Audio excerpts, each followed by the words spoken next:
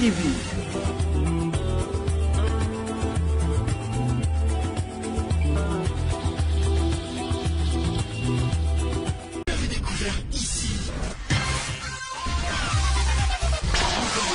Que vous avez découvert Ivoire TV. Ivoire TV.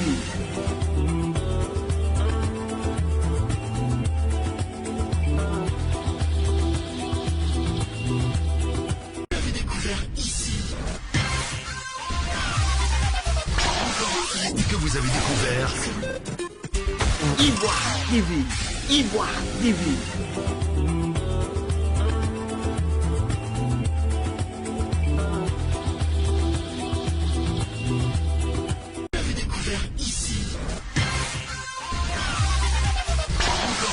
Que vous avez découvert Ivoire TV. Ivoire TV.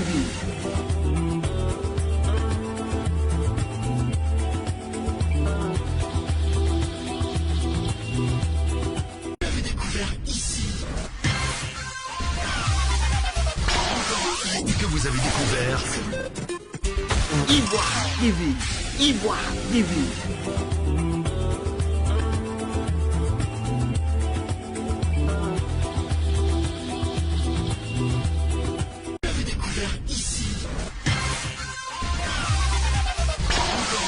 Que vous avez découvert Ivoire TV. Ivoire TV.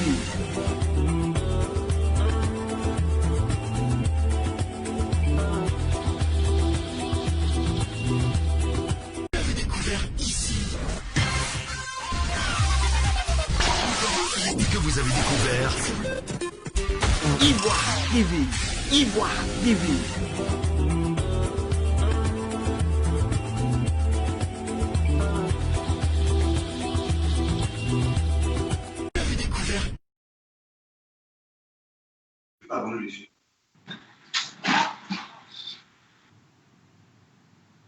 Chers amis d'Ivoire TV, bonsoir, chers amis internautes, vous qui nous suivez tous les jours depuis le monde entier, je vous salue ce soir. Je voudrais rendre hommage à tous nos amis internautes qui nous appellent de partout dans le monde et qui nous soutiennent. Sachez également que Ivoire TV, c'est votre télévision. C'est vrai que bien sûr, vous nous appelez assez régulièrement, vous nous faites des suggestions, des critiques. Ce sont des suggestions, des critiques qui sont prises en compte. Merci de nous suivre. Merci de suivre Ivoire TV. Ce soir, avec moi, bien sûr, j'ai trois invités, comme vous le constatez. J'ai M. Koulibaly Meké. M. Koulibaly Meké est le président national de SOFA du RHDP depuis la Côte d'Ivoire. Tout à l'heure, il va nous dire c'est quoi SOFA du RHDP depuis la Côte d'Ivoire. Avec M. Koulibaly Meké, j'ai M. Ismaïla Sy Savané. M. Ismaïla Sy Savané est le responsable du mouvement citoyen Élan Rassembleur. M. Ismaïla Sy Savané vit bien sûr au Maroc. Et puis, avec mes deux premiers invités, j'ai M. Loseni Kigbafori Diomandé. M. Loseni Kigbafori Diomandé est cyberactiviste. Il est membre du GPS et M. Loseni Diomandé depuis la France. Bonsoir, messieurs. Comment allez-vous? Bonsoir.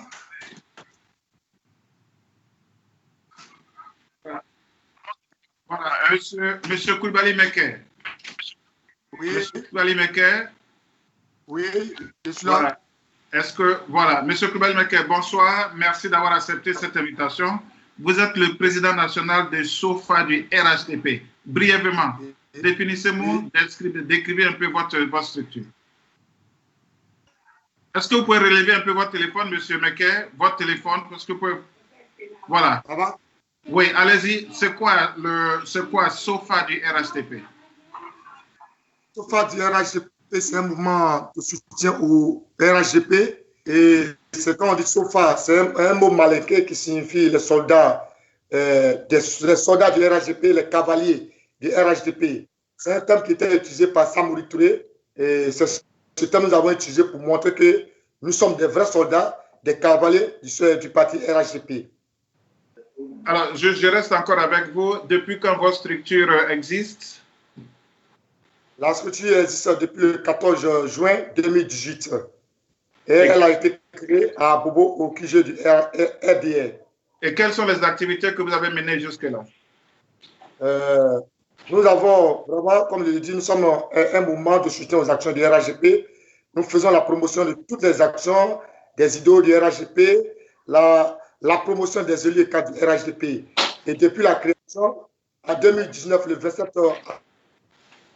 avril 2009, nous avons fait notre première rentrée politique à la place, au terrain, à Kangui de P48. Et en cette année 2020, nous avons fait des activités de sensibilisation de nos militants dans les différentes régions, dans nos différentes coordinations. Parce que nous avons 25 coordinations au niveau du pays et nous avons une coordination à l'intérieur, dans le monde entier, en Tunisie précisément. Et donc, notre rôle, c'est de sensibiliser les militants à épouser les idéaux du RHDP. Et c'est notre rôle. Et pendant l'enrôlement, nous avons fait le tour du pays pour sensibiliser les militants à aller se faire enrôler massivement. Voilà notre rôle. Nous sommes là pour aider le parti dans ses activités de sensibilisation et de promotion des idéaux du RHDP. Voilà, merci bien, monsieur Mekem. Nous allons commencer avec vous. Bien sûr, nous allons aussi donner l'opportunité, nous allons donner l'occasion à monsieur Ismaïla Sissabane depuis le Maroc. Voilà, il est le responsable du mouvement citoyen Élan Rassembleur. Vous vivez au Maroc, monsieur Ismaïla Sissabane. Définissez-nous un peu votre structure. Vous êtes le responsable du mouvement citoyen Élan Rassembleur. C'est quoi votre structure? Depuis quand elle a été créée et quelles sont les activités que vous avez menées jusqu'au jour d'aujourd'hui? D'abord, je tenais à vous remercier de m'avoir donné la parole sur cette tribune. Il faut dire qu'aujourd'hui, Élan Rassembleur est une plateforme de jeunes ivoiriens qui a pour objectif c'est-à-dire de faire émerger une opinion jeune ivoirienne forte. En fait, notre objectif, c'est de créer un espace de réflexion afin de saisir les problématiques de la Côte d'Ivoire dans le domaine de l'éducation, de la santé. En général, c'est comme un think tank, en fait. Et ça fait maintenant presque 1 an que nous sommes créés.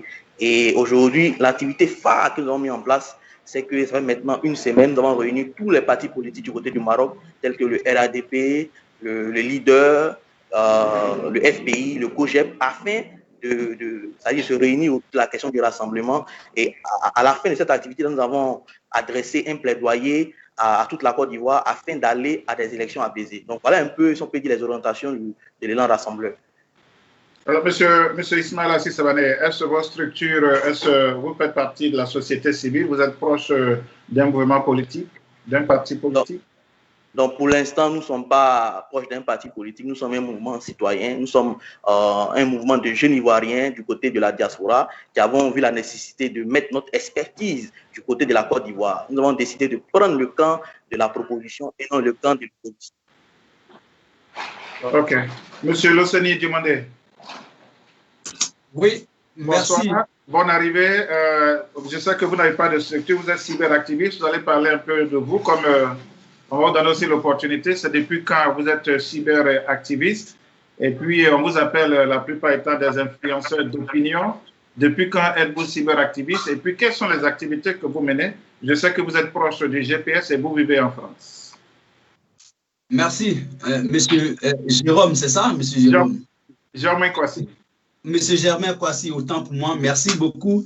Et merci et bonsoir à tous nos téléspectateurs, à tous les fidèles téléspectateurs de Ivoire TV. Merci à mes copanélistes. En tout cas, grand bonsoir à mes copanélistes ce soir. Je suis le Sénéc Kibafori Diomandé, cyberactiviste, membre du mouvement citoyen Génération et Peuple Solidaire du président Guillaume Kibafori Soro, président fondateur du mouvement GPS. Alors, je suis membre fondateur, sinon vice-président du FRDC, qui est le Front républicain pour la défense de la Constitution, qui est présidé par Maître Gras Ange Olivier, avocat général, président du syndicat des magistrats de Côte d'Ivoire. Il est le président du conseil d'administration de la mutuelle de la grande famille judiciaire. Maître Ange Gras est président du FRDCI, le Front républicain pour la défense de la Constitution, dont j'en assure la 2e vice-présidence. Donc, je suis, comme vous le dites, influenceur cyberactiviste depuis les années 2014 sur les réseaux sociaux en Côte d'Ivoire et partout. Et aujourd'hui, je réside en France. Je mène toujours mes activités en tant que cyberactiviste sur les réseaux sociaux. Et je suis ici aujourd'hui, en tant que membre de Génération et Peuple Solidaire, en tant que cyberactiviste et en tant que vice-président du Front républicain pour la défense de la Constitution. Merci. Merci, Monsieur Diomandé Kingbafori, Loseni. Je voudrais préciser tout à l'heure, vous avez évoqué le nom de Monsieur Ange Olivier Gras, qui est magistrat. Pour tous ceux qui nous suivent, qui sont connectés ce soir, nous allons le rappeler, nous avons une émission aussi en direct avec demain, avec Monsieur Ange Gras et Monsieur Soumaré Pierre Ali. Alors, Monsieur Coulibaly Mekker, nous allons commencer avec vous. La première question que je voudrais vous poser, tout à l'heure on va ouvrir le micro. Je voudrais d'abord, avant de commencer, vous dire que vous avez certainement 15% de cette émission avec moi et 85% de cette émission va se faire avec les auditeurs. Ils vont vous appeler, ils vont vous poser directement leurs questions. Parce que Ivoire TV, c'est la plateforme d'échange des enfants de la Côte d'Ivoire. C'est la plateforme d'échange des fils d'une même patrie qui est la Côte d'Ivoire. Monsieur Coulibaly Mekker, aujourd'hui, nous voyons beaucoup de mouvements en Côte d'Ivoire, beaucoup d'actions, beaucoup de soulèvements. Il y a des tueries, il y a des morts, il y a des blessés, des cars sont brûlés, des compagnies sont brûlées, des maisons sont cassées. Alors, la première question que je voudrais poser, ce serait la même question que je vais poser aujourd'hui à votre co-panéliste. Qui en est véritablement responsable? Merci bien. Avant de répondre à votre question, je voulais d'abord, avant tout propos, présenter toutes mes excuses pour le retard que nous avons accusé. Parce que vraiment, c'était prévu pour 19 h. Après, dès que je suis rentré de la convention de l'investiture du président Alassane Ouattara, vraiment, je me suis endormi. Donc, toutes mes excuses aux différents invités ou à nos éditeurs. Donc, pour revenir sur votre question, concernant toutes les manifestations qui se passent dans le pays, il faut dire, aujourd'hui, c'est que nous sommes en politique, bon, on dira que c'est le pouvoir en place qui est responsable de tout. Ben, avant tout, c'est l'opposition qui les amène à manifester. Dans tout pays, il y a toujours une opposition. Mais c'est l'opposition qui doit pouvoir manifester son opposition. Mais quand nous avons la Côte d'Ivoire a tant souffert dans ce genre d'opposition. Mais jusqu'à présent, les frères ivoiriens n'ont pas encore pris conscience qu'ils sont toujours manipulés par des opposants. Et de surcroît, ces opposants, ils sont manipulés par la plupart des personnes qui se trouvent en exil. Vous êtes en exil, vous ne savez pas ce qui se passe en réalité sur le terrain. Vous incitez vos frères à aller faire des manifestations dites pacifiques, qui n'est pas pacifique sur le terrain. Comment vous voulez que l'armée soit face à une manifestation qui n'est même pas pacifique? C'est difficile. L'armée doit faire défendre la République. Et pendant cette manifestation, le pouvoir constate que ces manifestations tournent à autre chose, automatiquement le pouvoir doit prendre ses responsabilités. Même hier, le président a interdit toutes les manifestations dans les rues. Mais l'opposition s'est entêtée à aller faire ces manifestations. Mais on ne peut pas défier une république. Le pays est dirigé par des dirigeants, donc on ne peut pas accepter que des manifestants refusent de respecter ce que le gouvernement leur donne comme instruction. On dit d'aller sur des terrains pour faire des manifestations et ils prennent le risque d'aller dans les rues pour défier l'État. Et nous disons non, et l'État ne va jamais accepter que des individus défient l'autorité ivoirienne. Et pour revenir sur les crimes, les dégâts qui se passent, que l'opposition assume. Parce que quand tu veux défier une autorité, il faut assumer ta position.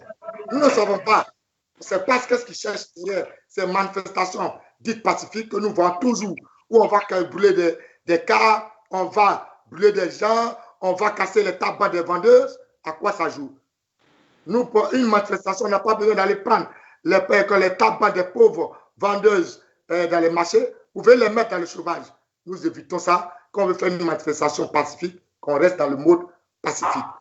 Vraiment, que l'opposition assume les responsabilités. Ils sont responsables de tout ce qui se passe dans le pays, parce que tout ce qui se passe, le gouvernement est au courant. On donne des instructions, on dit d'aller encadrer, on va les encadrer, mais ils vont faire autre chose sur le terrain. Donc nous les invitons à devenir pacifiques dans tout ce qu'ils vont faire, parce que la Côte d'Ivoire est dirigée par des hommes, comme le président Alassane Ouattara. Voilà. Oui. Voilà. Merci bien, M. Coulibaly Mekker. La régie va nous dire combien de minutes?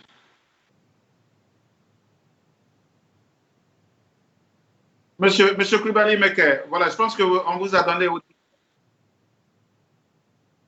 Voilà. Monsieur, allez-y. L'intervention n'est pas précisée apparemment. Allez-y, on vous donne 10 minutes pour répondre à cette question. Vous avez encore 7 minutes, allez-y. 10 minutes. Voilà, merci.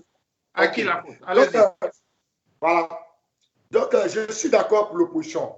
Une opposition, il n'y a pas de pays. Sur un pays démocratique, il faut une opposition. Mais une opposition responsable. L'opposition et le pouvoir, eux tous, ils luttent pour la même cause et ils n'ont pas la même vision. Est-ce que vous m'entendez? Le pouvoir en place a sa vision, l'opposition a sa vision. Mais le point final, c'est le développement du pays que nous cherchons. Et quand vous regardons tout ce qui se passe en termes de mobilisation pour inciter à la haine, à l'insurrection, ça vient de l'opposition, de l'extérieur.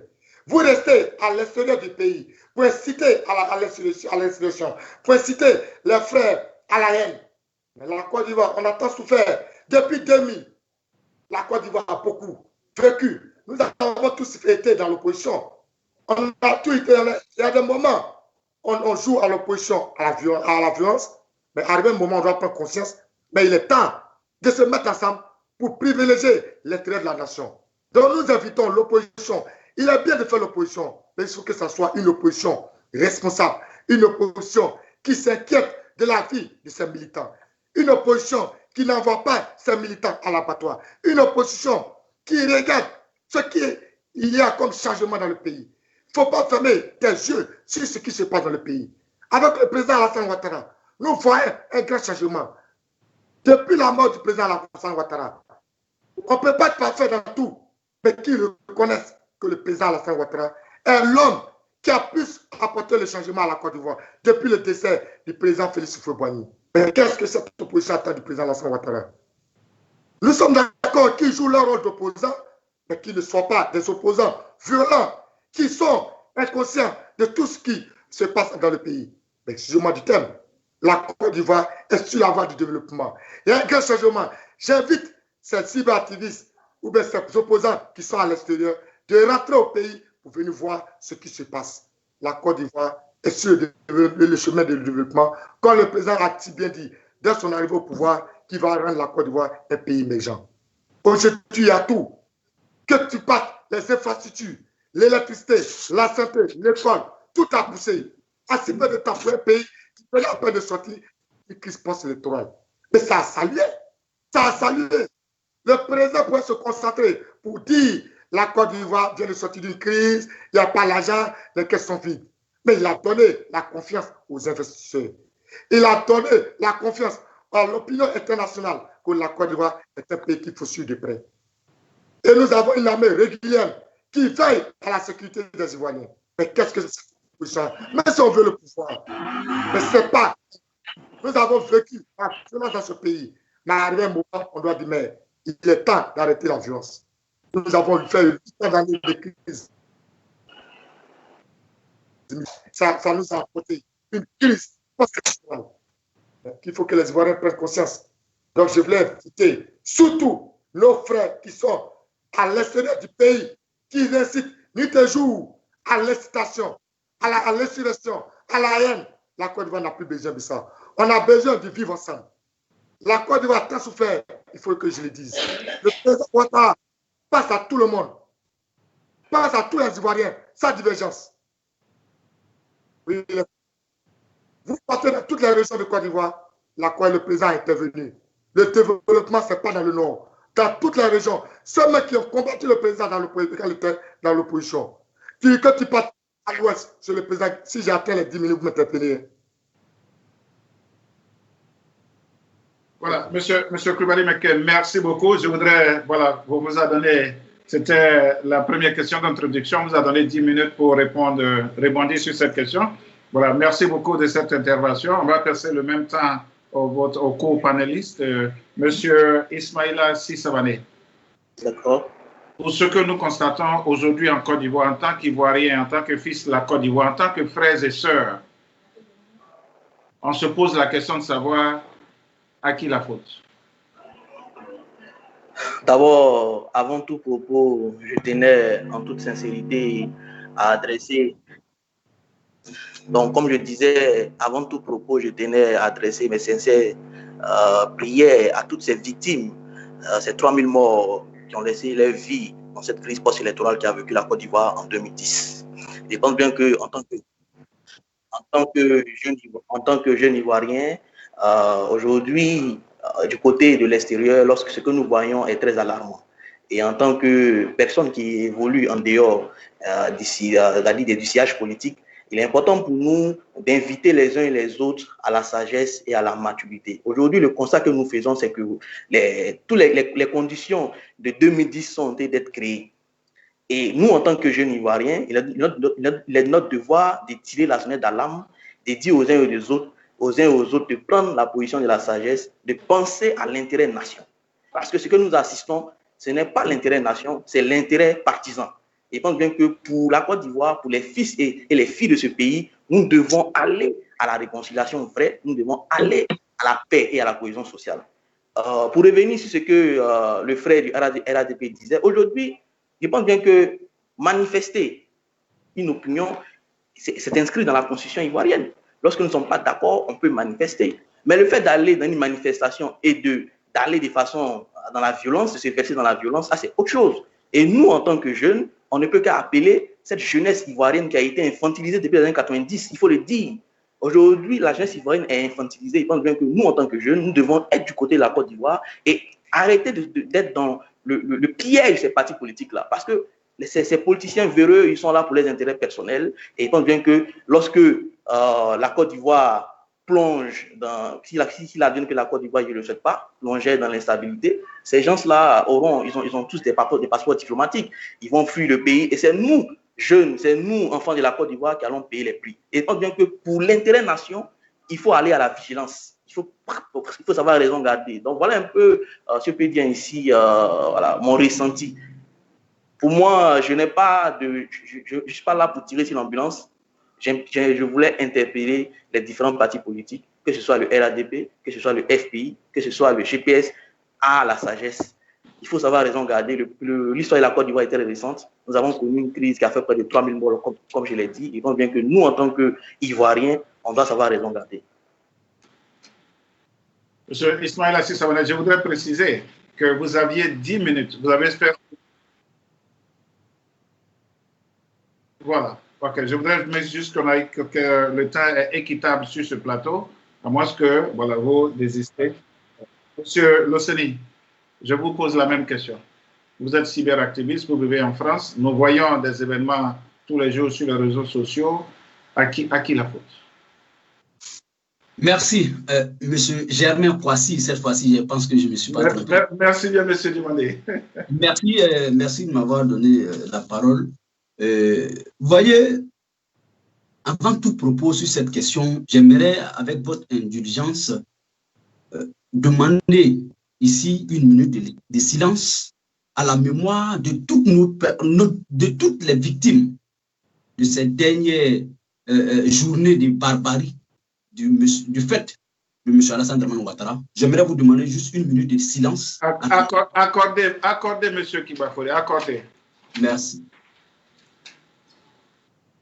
Merci de façon symbolique. Je pense avoir épuisé les 1 minute de silence. Monsieur Germain Poissy, est-ce que je me demande si le représentant du RHDP sur ce plateau est sérieux?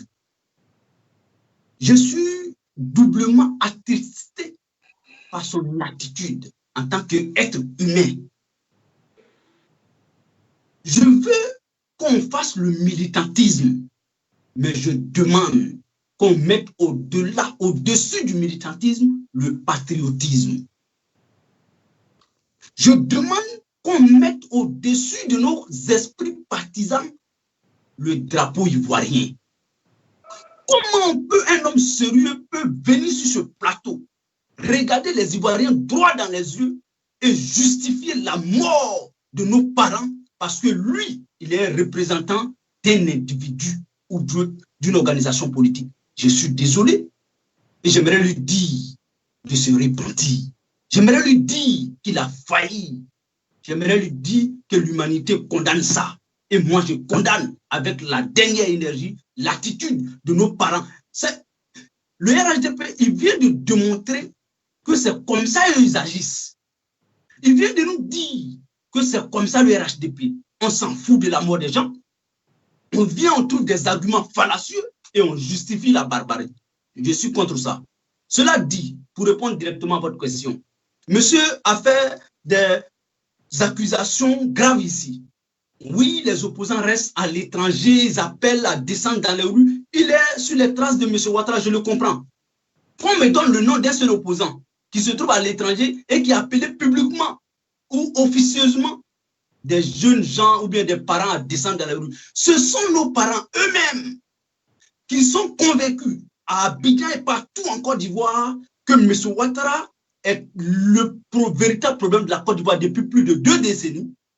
Ce sont nos parents eux-mêmes qui voient, qu'ils étudient, qu'ils analysent la situation sociopolitique de notre pays, qui se sont décidés eux-mêmes, qui se sont auto-chargés à, en tout cas, descendre dans les rues à Abidjan et partout à l'intérieur du pays pour dire non à la forfaiture de M. Ouattara, pour dire non au coup d'État constitutionnel de M. Alassane Dramane Ouattara. C'est ce qui est la réalité. Je n'ai jamais entendu un seul opposant sérieux qui a d'abord... Les opposants ne sont même pas encore rentrés en jeu.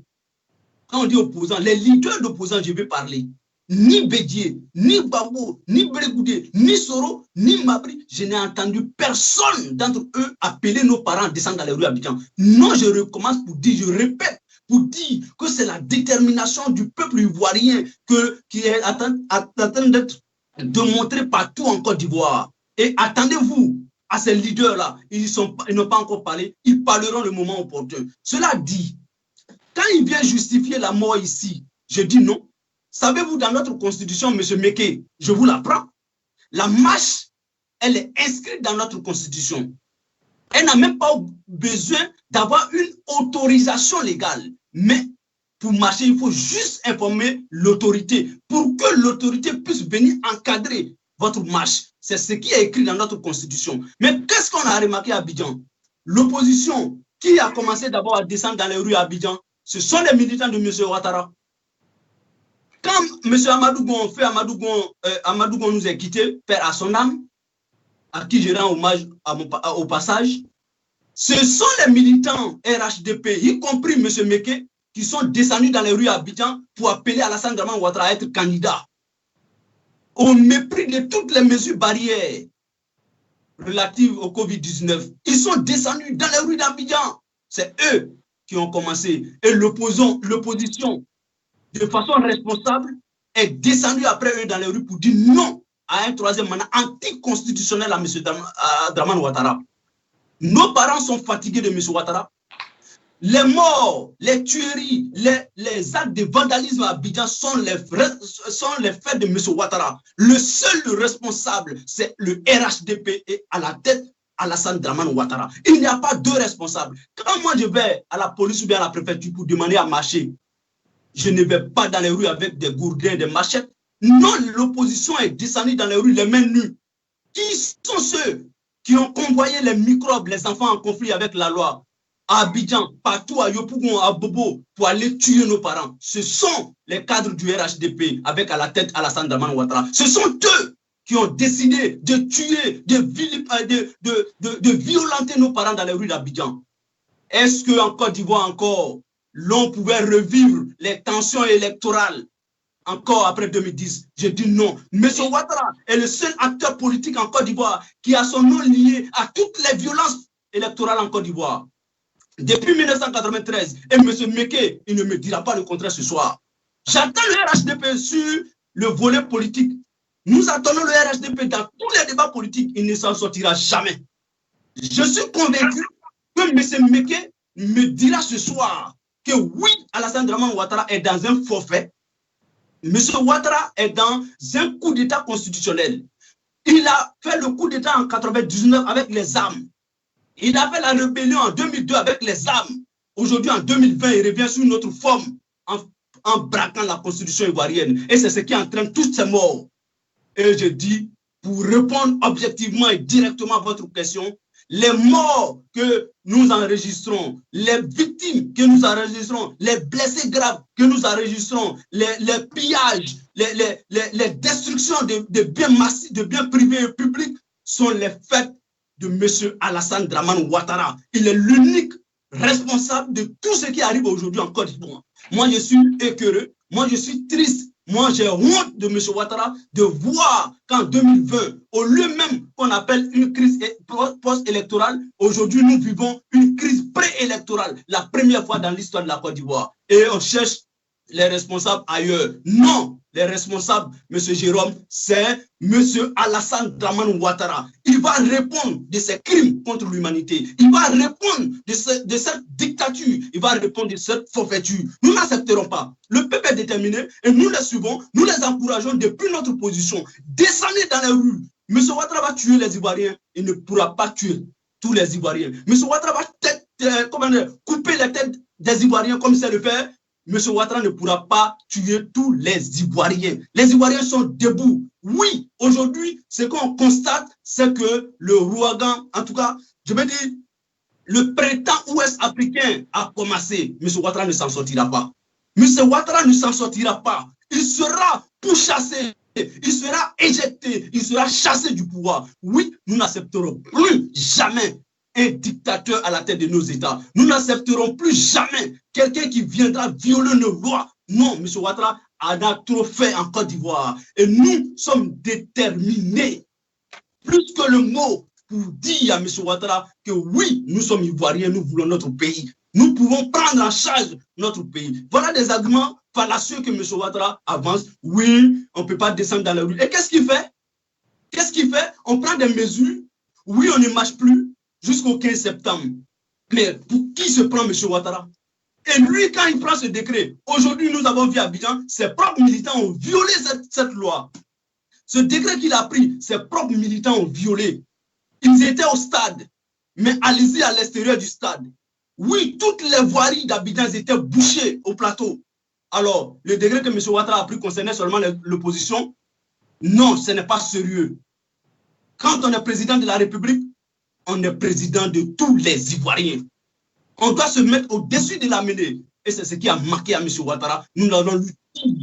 Qu'est-ce qui a marqué à M. Ouattara? Ce qui a marqué à M. Ouattara, c'est la sagesse. Ce qui a marqué à M. Ouattara, c'est l'esprit de leadership. Ce qui a marqué à M. Ouattara, c'est l'honnêteté politique. Ce qui a marqué à Alassane Dramane Ouattara, oui, ce n'est pas un rassembleur. M. Ouattara a failli, il a échoué à la tête de la Côte d'Ivoire. C'est ce que je suis venu dire ce soir à mon interlocuteur, le représentant du RHDP sur ce plateau. En tout cas, pour le moment, voici les mots que je pouvais dire relativement à votre première question. Merci. Voilà. Merci beaucoup. Merci beaucoup, M. Loseni Kigwafori Dimande. M. Kobali Meke, vous avez été interpellé. Voilà, vous avez été interpellé. On va vous laisser 5 minutes pour rebondir sur les propos. M. Ismaïla Sissabane, vous également, et puis M. Loseni, vous également. Vous avez 5 minutes chacun pour rebondir un peu sur tout ce qu'on vient d'entendre, sur les interventions des uns et des autres. Monsieur Koulibaly Meke, rebondissez sur ce qu'on vient d'entendre. Vous avez 5 minutes. D'accord, merci bien. J'ai sagement écouté le frère du GPS Loseni. Je voulais revenir un peu sur quelques points quand il parle des mesures, quand le gouvernement a pris des mesures d'interdiction des marches sur toutes les données du territoire jusqu'au 15. La mesure qu'on prend ne concerne pas un seul parti. Une mesure concerne tous les partis politiques du pays. Donc, quand il s'exprime, j'ai l'impression que la mesure a été prise contre l'opposition. Cette mesure s'applique au RHDP et l'opposition. Donc, ils comprennent qu'un gouvernement prend une décision, ça s'applique à tout le monde, sans distinction. Et encore, il accuse le président pour un esprit, ils ne sont pas, bon, s'ils ne vont pas, c'est eux-mêmes ils sont animés par un esprit d'insurrection. Est-ce que pour faire une marche, on a besoin de venir brûler les tabacs de nos parents? On a besoin de venir brûler des punais, empêcher la circulation, empêcher les parents d'évacuer à leurs occupations, agresser des Ivoiriens dans la rue? Une marche pacifique, nous savons. une marche pacifique, nous savons. Mais comme ils sont animés par un esprit nous avons des renseignements sur eux. Des gens qui ont une autre idée à l'arrière de cette manifestation, c'est au gouvernement de prendre cette disposition. Le gouvernement ne doit pas, on le suit de près.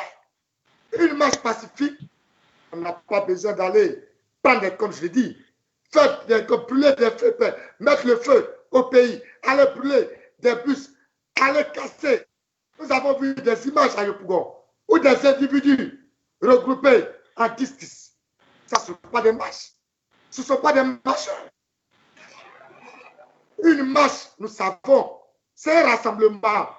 Mais les gens sont, et puis, en groupe de 5-5, 10-10, rien que pour brûler des pneus, des tabacs, c'est pour empêcher le pays de fonctionner. Le gouvernement ne va pas se laisser faire.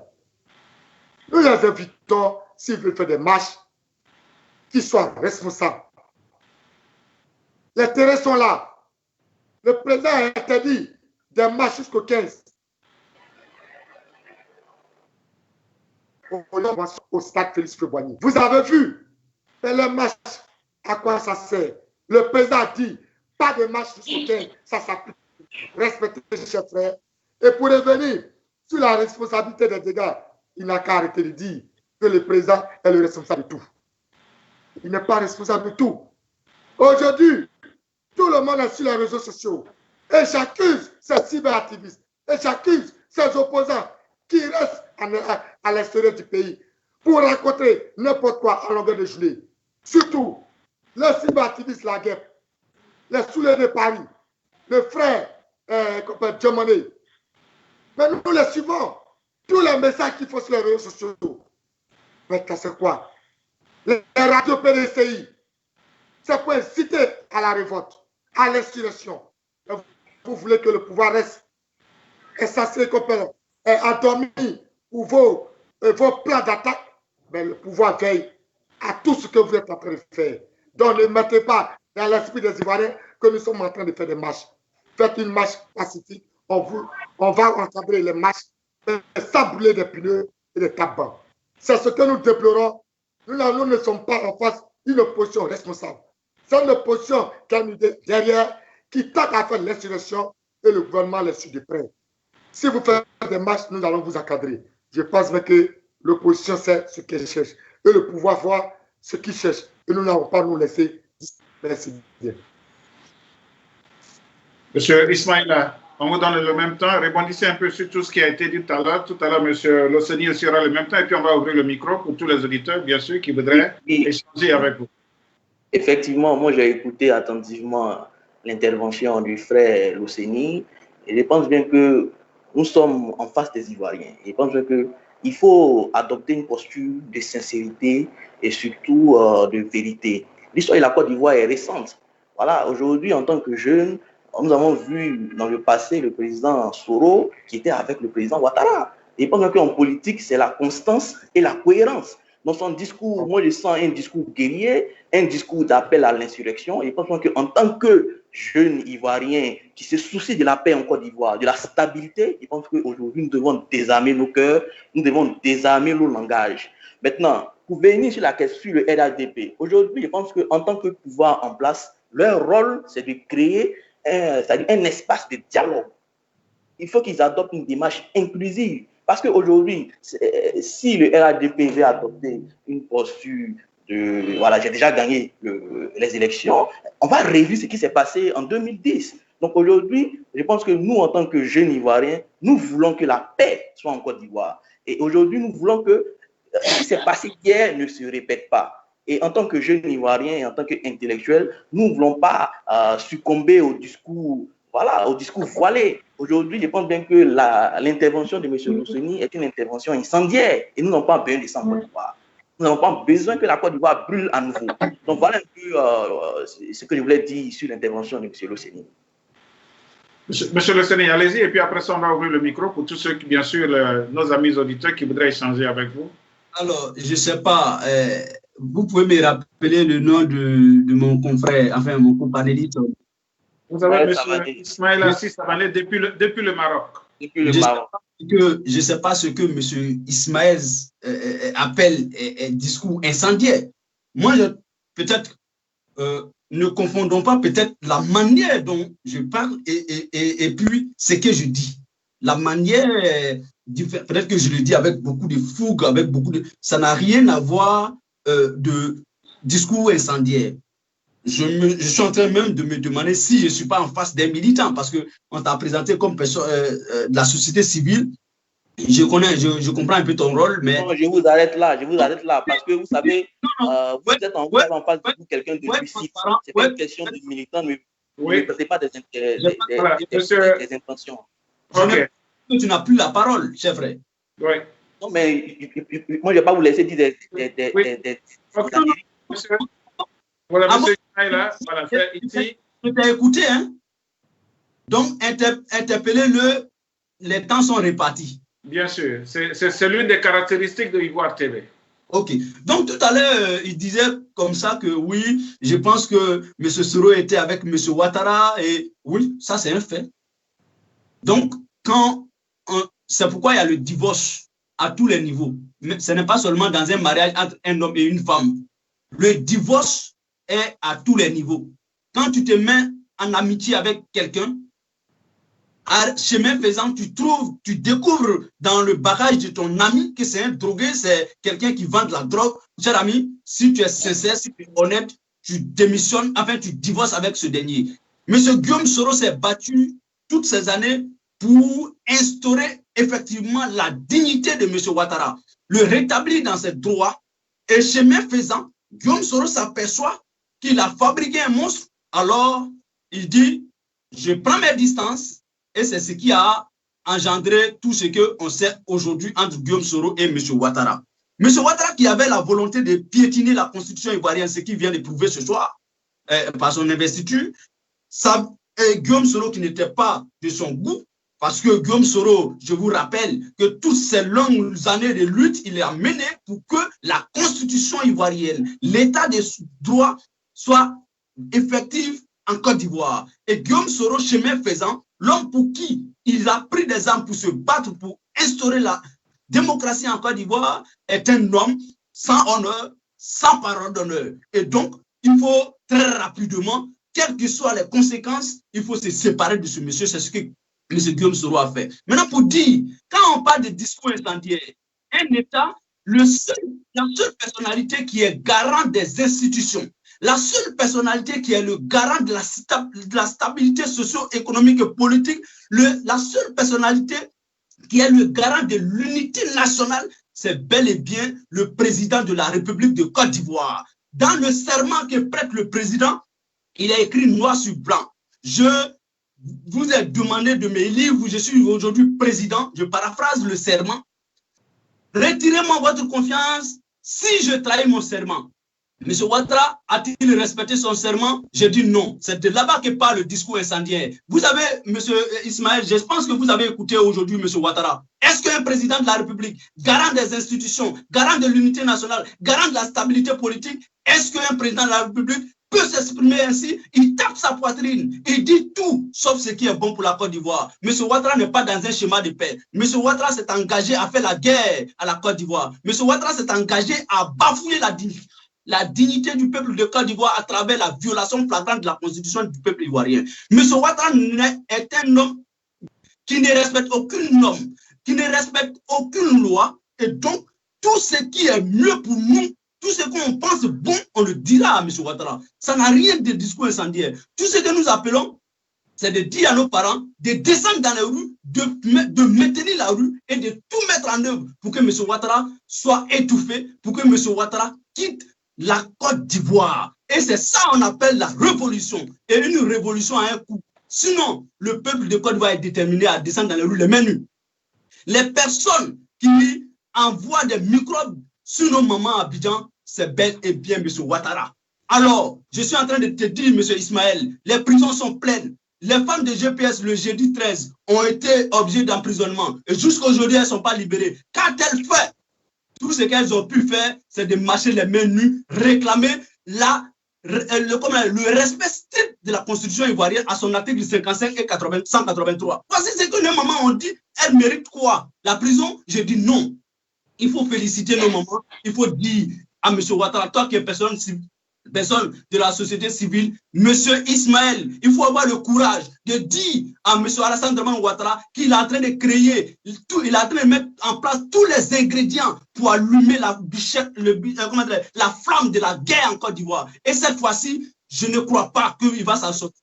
Parce que oui, M. Alassane Dramane Ouattara est l'auteur de toutes les violences politiques et sociopolitiques en Côte d'Ivoire. Et cette fois-ci, ça ne passera pas. Il va respecter cette partie de la Constitution. C'est ce que nous on dit. Où est le discours incendiaire ici? Non. Ne confondons pas la manière de dire et ce qui est dit. Merci. Voilà. Merci beaucoup. Je voudrais dire, voilà, est-ce que quelqu'un, monsieur Ismaël, vous avez est-ce que vous répondez, monsieur? Oui. Si répondez, on va passer en rebondissement. Non, mais on va vous laisser. Ce n'est pas un monologue. Il pense bien que nous ne sommes pas là pour vous écouter. Nous sommes là. Non, mais chacun a son temps de parole. Parce que vous avez fait le tour. J'étais le dernier à prendre la parole dans le rebondissement. Non, je voulais juste réagir sur vos propos. Si vous me laissez bien le plaisir de réagir. Je pense qu'il y avait... Et puis, on va ouvrir le téléphone. On a beaucoup d'appels maintenant. Monsieur Ismaël, je vous donne 2 minutes et puis on va ouvrir le téléphone. Vous savez, aujourd'hui, moi, le message que je voulais adresser à l'ensemble de la jeunesse ivoirienne, c'est d'adopter vraiment une posture de lucidité. Voilà, il faut être lucide. Aujourd'hui, je pense que l'histoire, comme je l'ai dit, de la Côte d'Ivoire est récente. On ne peut pas falsifier l'histoire de la Côte d'Ivoire. Nous avons connu un Soro Guillaume avec le président Ouattara. Vous ne verrez jamais en France un homme de la gauche devenir un homme de la droite. Ce n'est pas possible. Voilà. Aujourd'hui, et cela, ce constat se base sur des faits. Aujourd'hui, vous voyez tous ces cyberaktivistes, ils reprennent le discours de l'ivoirité. Pourtant, son mentor Soro a combattu ce discours. Et je pense bien que pour la paix en Côte d'Ivoire, il faut être dans la vérité. Il faut adopter, comme je l'ai dit, une posture de sagesse. Moi, je ne suis pas venu ici pour prendre la casquette du RHDP. Je suis venu ici pour parler de la Côte d'Ivoire. Moi, je suis du camp de la Côte d'Ivoire. Et je pense bien que ces partis politiques, si de part et d'autre, ils ne sachent pas raison garder, ils vont plonger la nation ivoirienne dans l'instabilité. Et en tant que jeunes, nous ne voulons pas. Nos parents sont en Côte d'Ivoire et je pense bien que pour seulement ça, il faut que nous, en tant que jeunes, nous lançons la sonnette d'alarme. Il faut désarmer les discours. Je vous remercie. Voilà, merci bien. Avant qu'on reçoive le premier appel, je voudrais demander à monsieur...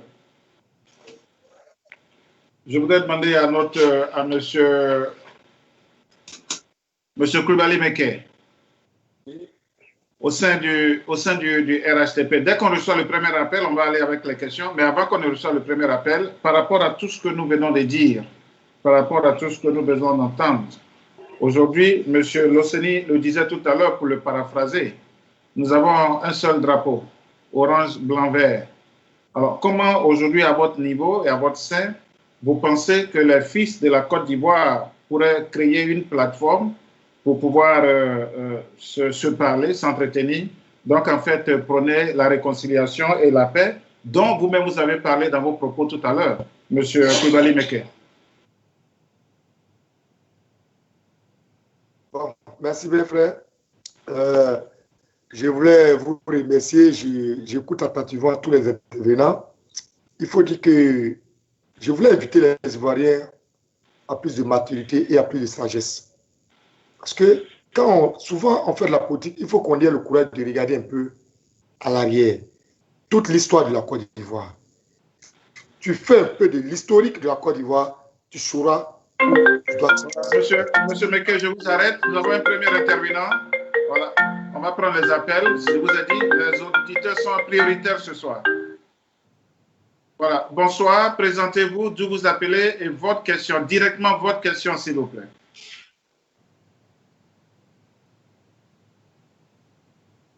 Moi, c'est M. Ngundio, j'appelle de France. Monsieur Ngundio, vous appelez de France. Votre question, s'il vous plaît. Oui, j'aimerais poser en fait une question. Je ne sais pas si c'est possible ou pas. À chaque intervenant, 3 questions s'il le faut. C'est-à-dire, une, au gars de la société civile, une au gars du RHDB et une autre à l'OCNI. Allez-y, M. Ngundio, vous avez la parole. Posez vos questions. Ok, bon, celui qui se dit de la société civile, j'espère qu'il suit bien l'actualité. Parce que quand j'y regarde jusqu'à présent, je me dis qu'il ne suit pas l'actualité de notre pays. Parce qu'aujourd'hui, là, quand on le veut en Côte d'Ivoire, on voit tout ce qui est en train de se relever comme tout. J'aimerais lui demander, est-ce qu'il ne voit pas que c'est parce que Ouattara refuse de faire un troisième mandat qu'il y a les troupes? J'espère que il me semble que c'est ça. Sinon, il n'y avait pas de troupes. Les gens faisaient les discours, chacun voulait aller à sa campagne. Mais c'est parce que est-ce que c'est pas parce que vous avez fait le troisième mandat qu'il y a les troupes? Maintenant, le gars du RHDP, j'aimerais lui demander, est-ce qu'il ne trouve pas que les autres aussi ont le droit de manifester comme eux? Ils ont le même droit que eux? Parce qu'on est tous des Ivoiriens. Maintenant, à l'OCNI, j'aimerais lui dire, ils n'ont qu'à plus poser la question aux gens de l'opposition de plus se rassembler si vraiment ils veulent combattre Ouattara. Parce que tant qu'il n'y aura pas de rassemblement, ça serait impossible. Donc, c'est un mot. Merci beaucoup, M. Ngundio. Nous allons prendre le prochain appel. Merci beaucoup, M. Ngundio. Nous allons prendre le prochain appel. Ok, merci. Voilà, merci beaucoup, M. Ngundio. Nous allons prendre le prochain appel.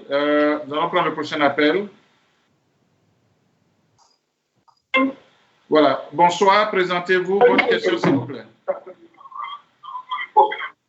Bonsoir, présentez-vous. Vous appelez d'où?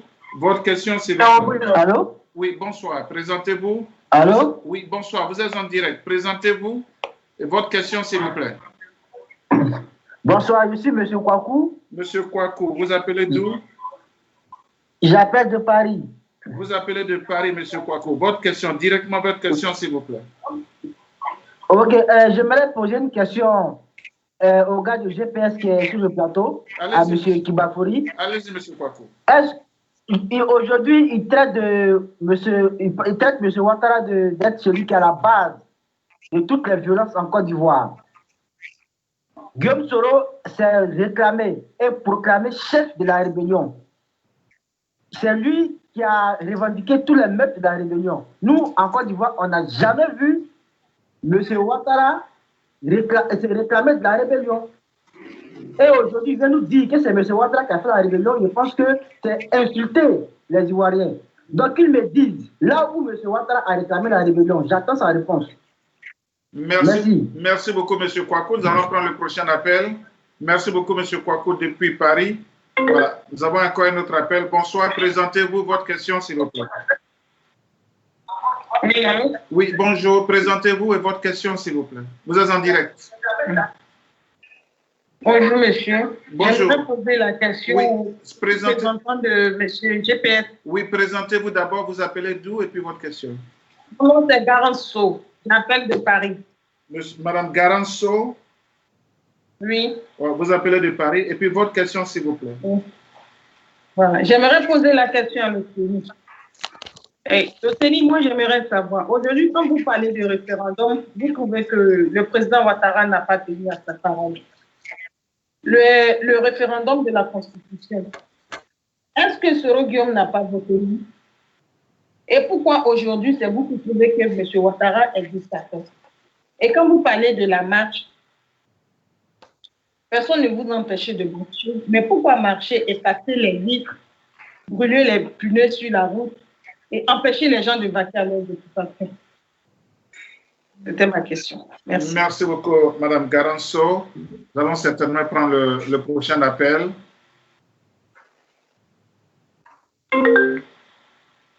Oui, bonsoir. Présentez-vous votre question. Allô? Oui, bonsoir. Vous êtes en direct. Présentez-vous votre question. Alors, bonsoir, monsieur. Oui, bonsoir. Présentez-vous. Vous appelez d'où et puis votre question. Alors, je suis... Alors, bonsoir, je suis Dago Jean-Noël. Monsieur Dago Jean-Noël, allez-y. Vous appelez Dago Jean-Noël, oui, oui. Dago Jean-Noël, vous appelez d'où? J'appelle du Maroc. Vous appelez du Maroc. Oui, allez-y, votre question. Alors, ma question s'adresse au représentant du RHDP. Allez-y. Allez-y. J'appelle du Maroc. Et ma question, comme je l'ai dit, elle va directement à l'endroit du représentant du RHDP. Allez-y. Allez-y. Je vais savoir pourquoi est-ce que pendant que les Ivoiriens sortent pour manifester, ils sont agressés par arme blanche, c'est-à-dire à coups de machette, par les militants du RDR. Et aujourd'hui, ils sont rendus au stade pour faire l'investiture de leur candidat sans être agressés. Et pourquoi le RDR a toujours dans ses veines la violence? Je veux qu'il me réponde. Merci. Voilà, merci monsieur Jean-Noël Dago, vous appelez du Maroc. On va aller certainement avec la dernière question. Et puis nous allons laisser les panélistes répondre. Aujourd'hui, c'est les éditeurs qui font l'émission. Voilà. Oui, bonsoir. Présentez-vous. Vous appelez d'où?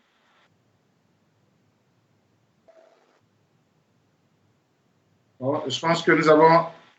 Allô? Alors, est-ce que vous m'entendez? Nous avons un problème de connexion. OK. Oui, bonsoir. Présentez-vous votre question, s'il vous plaît. Oui, bonsoir, monsieur. Oui, bonsoir. Présentez-vous. Vous appelez d'où? Voilà, je suis monsieur Camarade. Oui, très bien. Je suis monsieur Camarade Daouda. Monsieur Camarade Daouda. J'appelle de Paris. Allez-y, monsieur Camarade Daouda. J'appelle de Paris. Allez-y, monsieur Camarade. Très bien. Allez-y, on vous entend. Voilà, donc ma question s'adresse aux représentants de la société civile. Et la société civile. Monsieur Camara. Et donc, Monsieur Camara. Il doit assumer sa posture. Monsieur Camara. Non, monsieur Camara. Dans la mesure où nous savons tout ce qui se passe en Côte d'Ivoire, il y a eu 6 morts. Il y a eu 167 blessés uniquement pour des marches. Et c'est le parti au pouvoir qui a armé des militants de l'opposition et des militants du parti pour attaquer les partisans de l'opposition. Oui. Oui, monsieur Camara, diminuez un peu votre récepteur ou bien éloignez-vous de votre récepteur. Comme ça, on va bien vous entendre. On va lui permettre de s'éloigner de son récepteur. Vous pouvez reprendre vos propos, s'il vous plaît. Reprenez vos propos. Oui, voilà, je vous appelle pour m'adresser aux représentants de la société civile. Voilà, pour lui dire qu'il faut qu'il assume sa posture de militant du RHDP. Le fait de répéter que le président Guillaume Soro a fait chemin à un moment donné avec le président Ouattara n'est pas le rôle d'un représentant de la société civile sur un plateau. Parce que le président Ouattara a été aussi avec le président Petit. Il a été avec Amon Tano.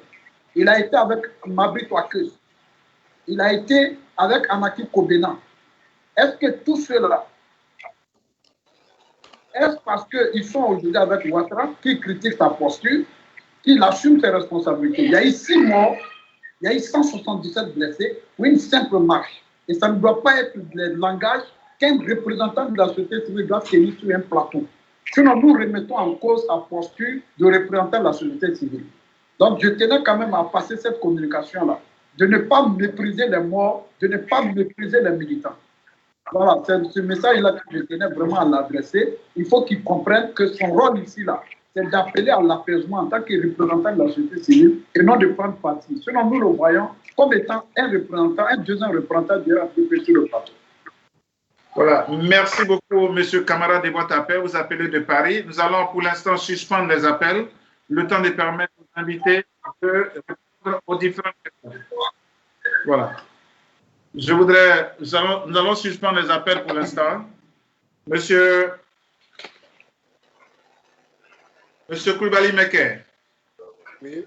Je voudrais préciser à tous les panélistes que chacun de vous répondra bien sûr à toutes les questions qui ont été posées. Il y a des questions qui vous ont été spécifiquement posées, mais je vous laisse la latitude de répondre à toutes les questions qui ont été posées. Monsieur Koulibaly Meke, voilà, quels sont les éléments de réponse? Vous avez été interpellé pendant cette question. Quels sont les éléments de réponse que vous avez apportés pour des questions à vous assignées et puis bien sûr pour les questions qui ont été posées de manière générale? Merci bien. Je pense bien qu'il y a eu 5 intervenants. Et si vous me permettez, parce que je me prononce sur toutes les préoccupations des intervenants. Mais bien sûr, c'est pour ça que vous avez la parole maintenant, monsieur Coulibaly Mekele. L'intervenant qui parlait du droit de manifester, oui. Dans la Constitution, ce qui est bien dedans, le droit de manifester, oui. Mais la Constitution aussi ne peut pas donner l'autorisation à des manifestations qui tournent à des drames. Parce que quand on parle de manifestants, cette opposition qui nous dit quelle manifestation qui leur entame en Côte d'Ivoire. On parle des délinquants qui sont achetés par des cadres de l'opposition à Londres à travers des sous-quartiers d'Abidjan qui financent des jeunes et ils sont dans leur réseau à travers les appels et les finances. Ils font des regroupements de 10-10 et on nous fait croire que c'est une manifestation. On n'appelle pas ça des manifestations. On n'appelle pas ça des manifestations. Donc, l'Ivoirien et la Côte d'Ivoire, c'est bel et bien écrit dedans, dans la Constitution, que tout le monde a le droit de manifester. Mais qui disent, qui sachent que ce qu'ils font actuellement, on n'appelle pas ça une manifestation. C'est de l'insurrection.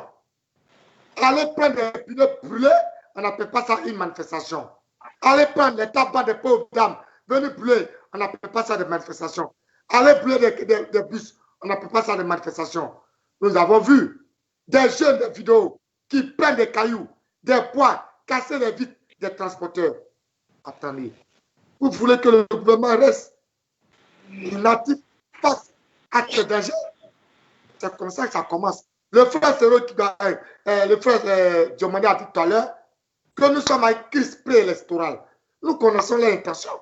Comme nous connaissons l'intention, c'est pourquoi, jusque-là, le président a demandé à tous ses militants de ne pas céder aux provocations de nos opposants.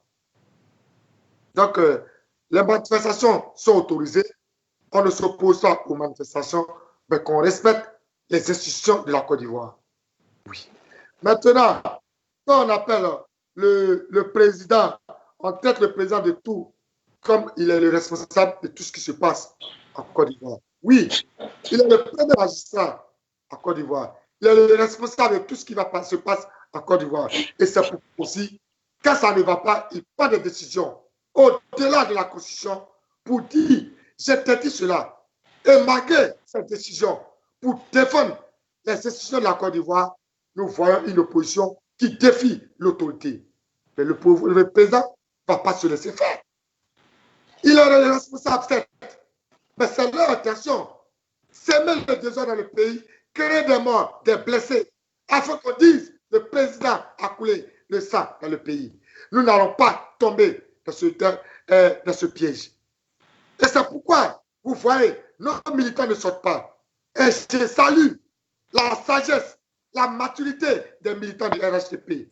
Ce n'est pas par peur, mais c'est par le respect de la parole donnée par nos dirigeants. Parce que nous avons vécu beaucoup de choses en Côte d'Ivoire. Trop de morts en Côte d'Ivoire. On a vu plus de 3000 morts lors de l'élection de 2010. Et vous voulez qu'on retourne dans ce chaos? Nous ne voulons plus avoir de morts en Côte d'Ivoire. Donc malheureusement, nous avons pu décompter 6 morts et plus de 160 blessés. C'est déplorable, mais c'est l'opposition qui est à la base de tout ça. Parce que c'est l'intention. Et pour revenir sur la troisième intervention, qui parlait de pourquoi on n'appelle pas les manifestants. Tout ce qui se passe en Côte d'Ivoire, ce ne sont pas des manifestants. Nous voyons des manifestations bizarres où 10 personnes. On appelle ça une manifestation, c'est un rassemblement. Mais 10 personnes qui ont bien on n'appelle pas ça une manifestation. Il faut qu'on arrive à faire la part des choses. C'est l'insurrection qui est dedans, montrer à l'opinion internationale que non, ça ne va pas dans le pays. On fait des images de groupuscules de personnes. Non, ça ne va pas dans quelle commune, dans quelle ville. Des groupes de 10, on prend des images, on met ça sur la toile, afin de te citer à l'insurrection, à la révolte, à un soulèvement. Mais nous connaissons notre plan. Donc, toutes les manifestations sont autorisées. Vous n'êtes pas empêchés de manifester, sachez que non, la Côte d'Ivoire est gouvernée. Et pour revenir sur la violence des militants, que non, la violence des militants du RHP sont violents, ils ne sont pas violents. Ils ne sont pas violents. On dit, quand tu vois le serpent venir vers toi, le point que ça tourne ta main, ça tu réponds. On n'a pas encore répondu. L'armée fait son travail. L'armée défend les institutions.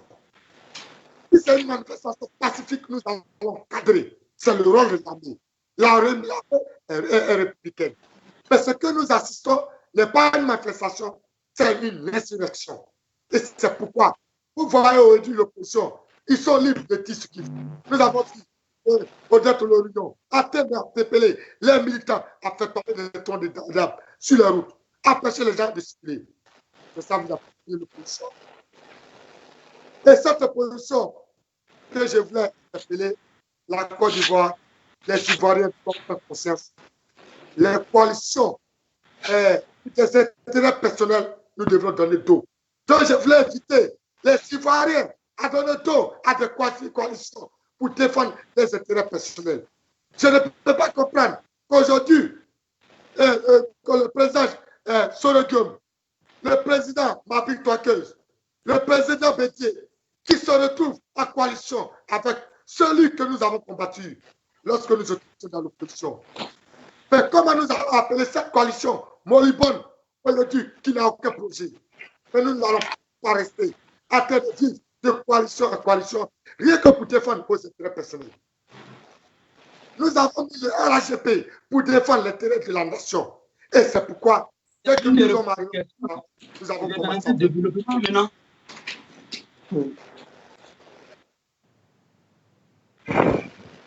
C'est pourquoi, après l'arrivée du RHP au pouvoir, on s'est mis au travail pour le bien-être des Ivoiriens, pour rendre la Côte d'Ivoire un pays émergent.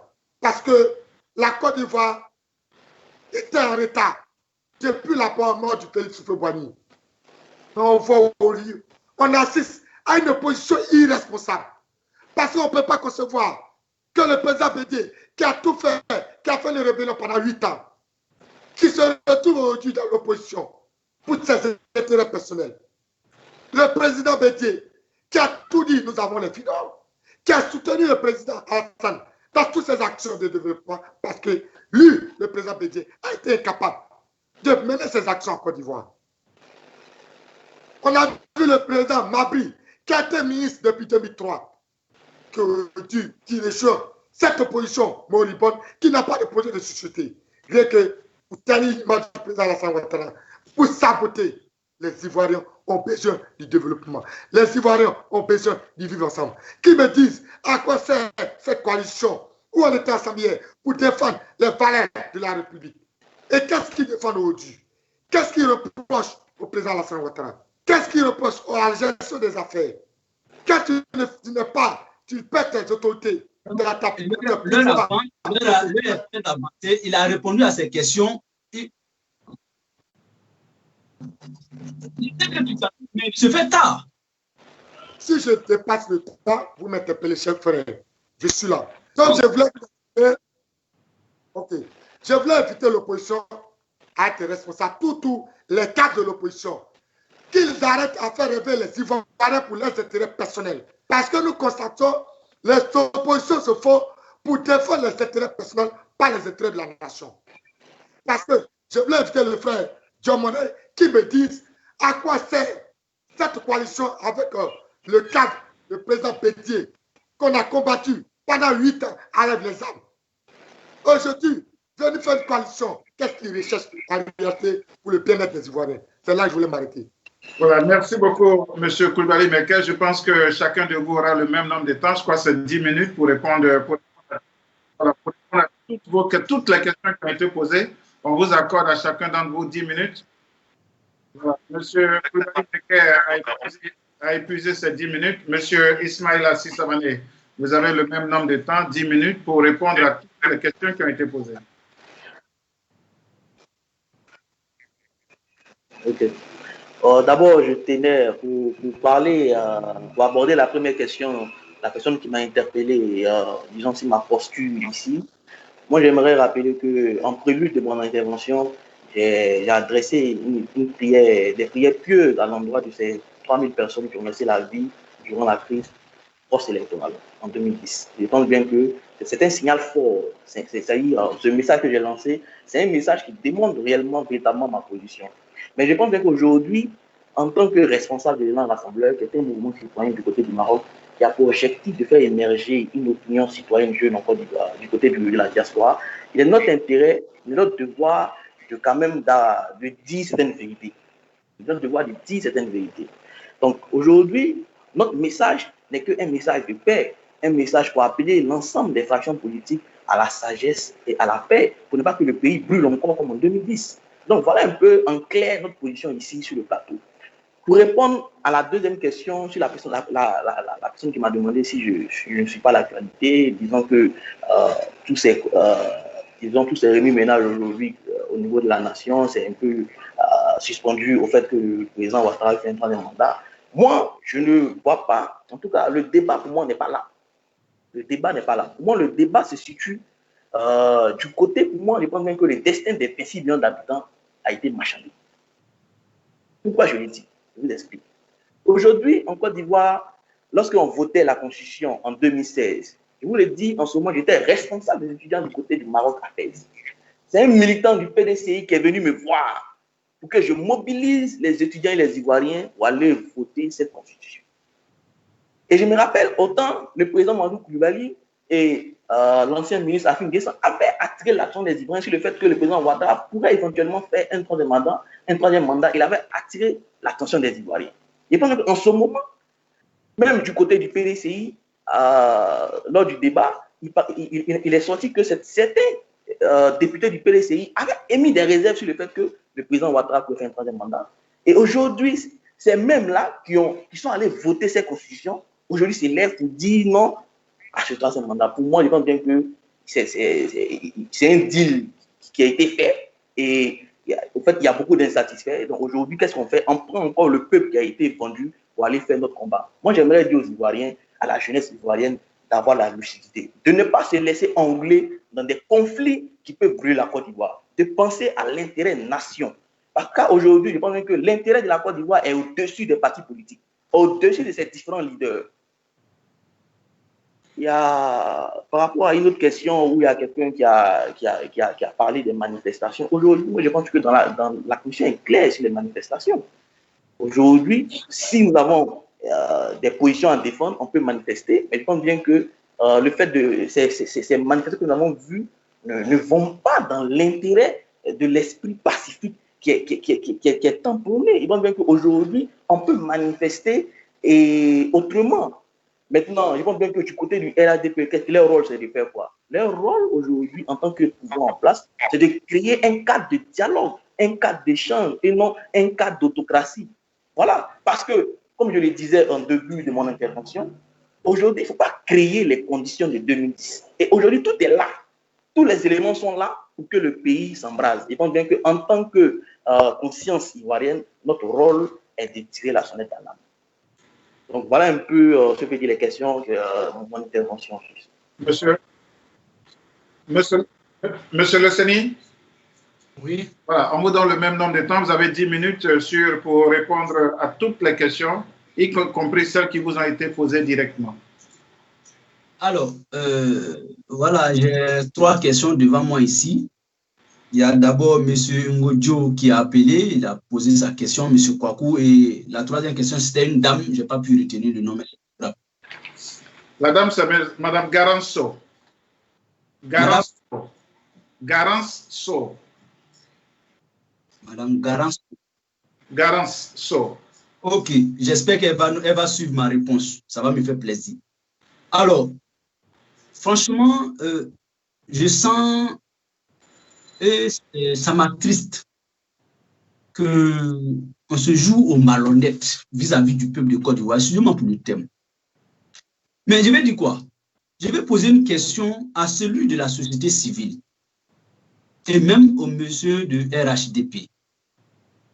Aujourd'hui, le RHDP a fait sa manifestation au stade. Est-ce que vous avez entendu un seul blessé ou bien un mort?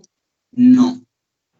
Mais pourquoi c'est quand l'opposition se lève pour dire on marche, il y a mort, il y a emprisonnement? Est-ce qu'aujourd'hui, vous avez entendu que quelqu'un a été emprisonné? Non. Pourquoi?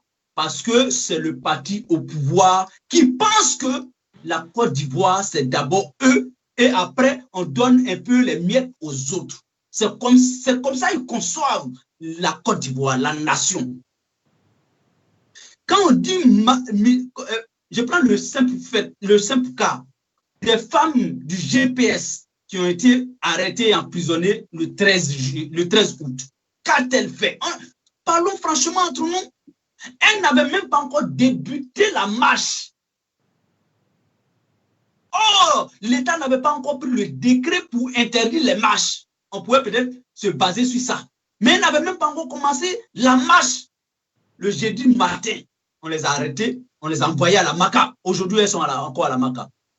Posons-nous la question, mais pourquoi c'est l'opposition qui est tuée, qui est emprisonnée, qui interdit de faire les choses? C'est parce que les gens sont malhonnêtes, qui ne veulent pas dire la vérité. Et moi, ça m'agace. Et moi, ça ne me plaît pas. Quand M. Kébé, il dit, oui, Bodié, on s'est mis ensemble hier pour combattre Babo. Aujourd'hui, pourquoi ils sont avec Babo? Je comprends aisément leur goumet, comme on appelle à Abidjan. Je comprends aisément quand, comme on le dit à Abidjan, c'est parce que Bédié qui veut gagner les gens aux élections présidentielles n'est plus avec Ouattara. C'est ça qui fait mal à Ouattara. Parce que Guillaume Soro qui fait gagner les gens aux élections n'est plus avec Ouattara. Que Ouattara les emprisonne. Je comprends. Donc, tous ceux qui étaient à Ouattara hier, comme ils ne sont pas avec lui aujourd'hui, d'où la haine de M. Ouattara vis-à-vis de l'opposition ivoirienne. Parce que qui est opposant de Ouattara aujourd'hui? C'est ceux qui l'ont aidé à venir au pouvoir. Et donc, ça le gêne. Je vais ressortir quelque chose que les Ivoiriens comprennent mieux ça aujourd'hui. C'est un fait qui passe inaperçu. Mais je vais vous dire, Ouattara, depuis 2010, jusqu'à aujourd'hui où je vous parle, il a eu, tout au long de sa gouvernance, 4 ministres des Affaires étrangères. Je vais vous les citer. Monsieur des Affaires étrangères avant de devenir Premier ministre ou bien vice-président. Il est où? Il a quitté Ouattara.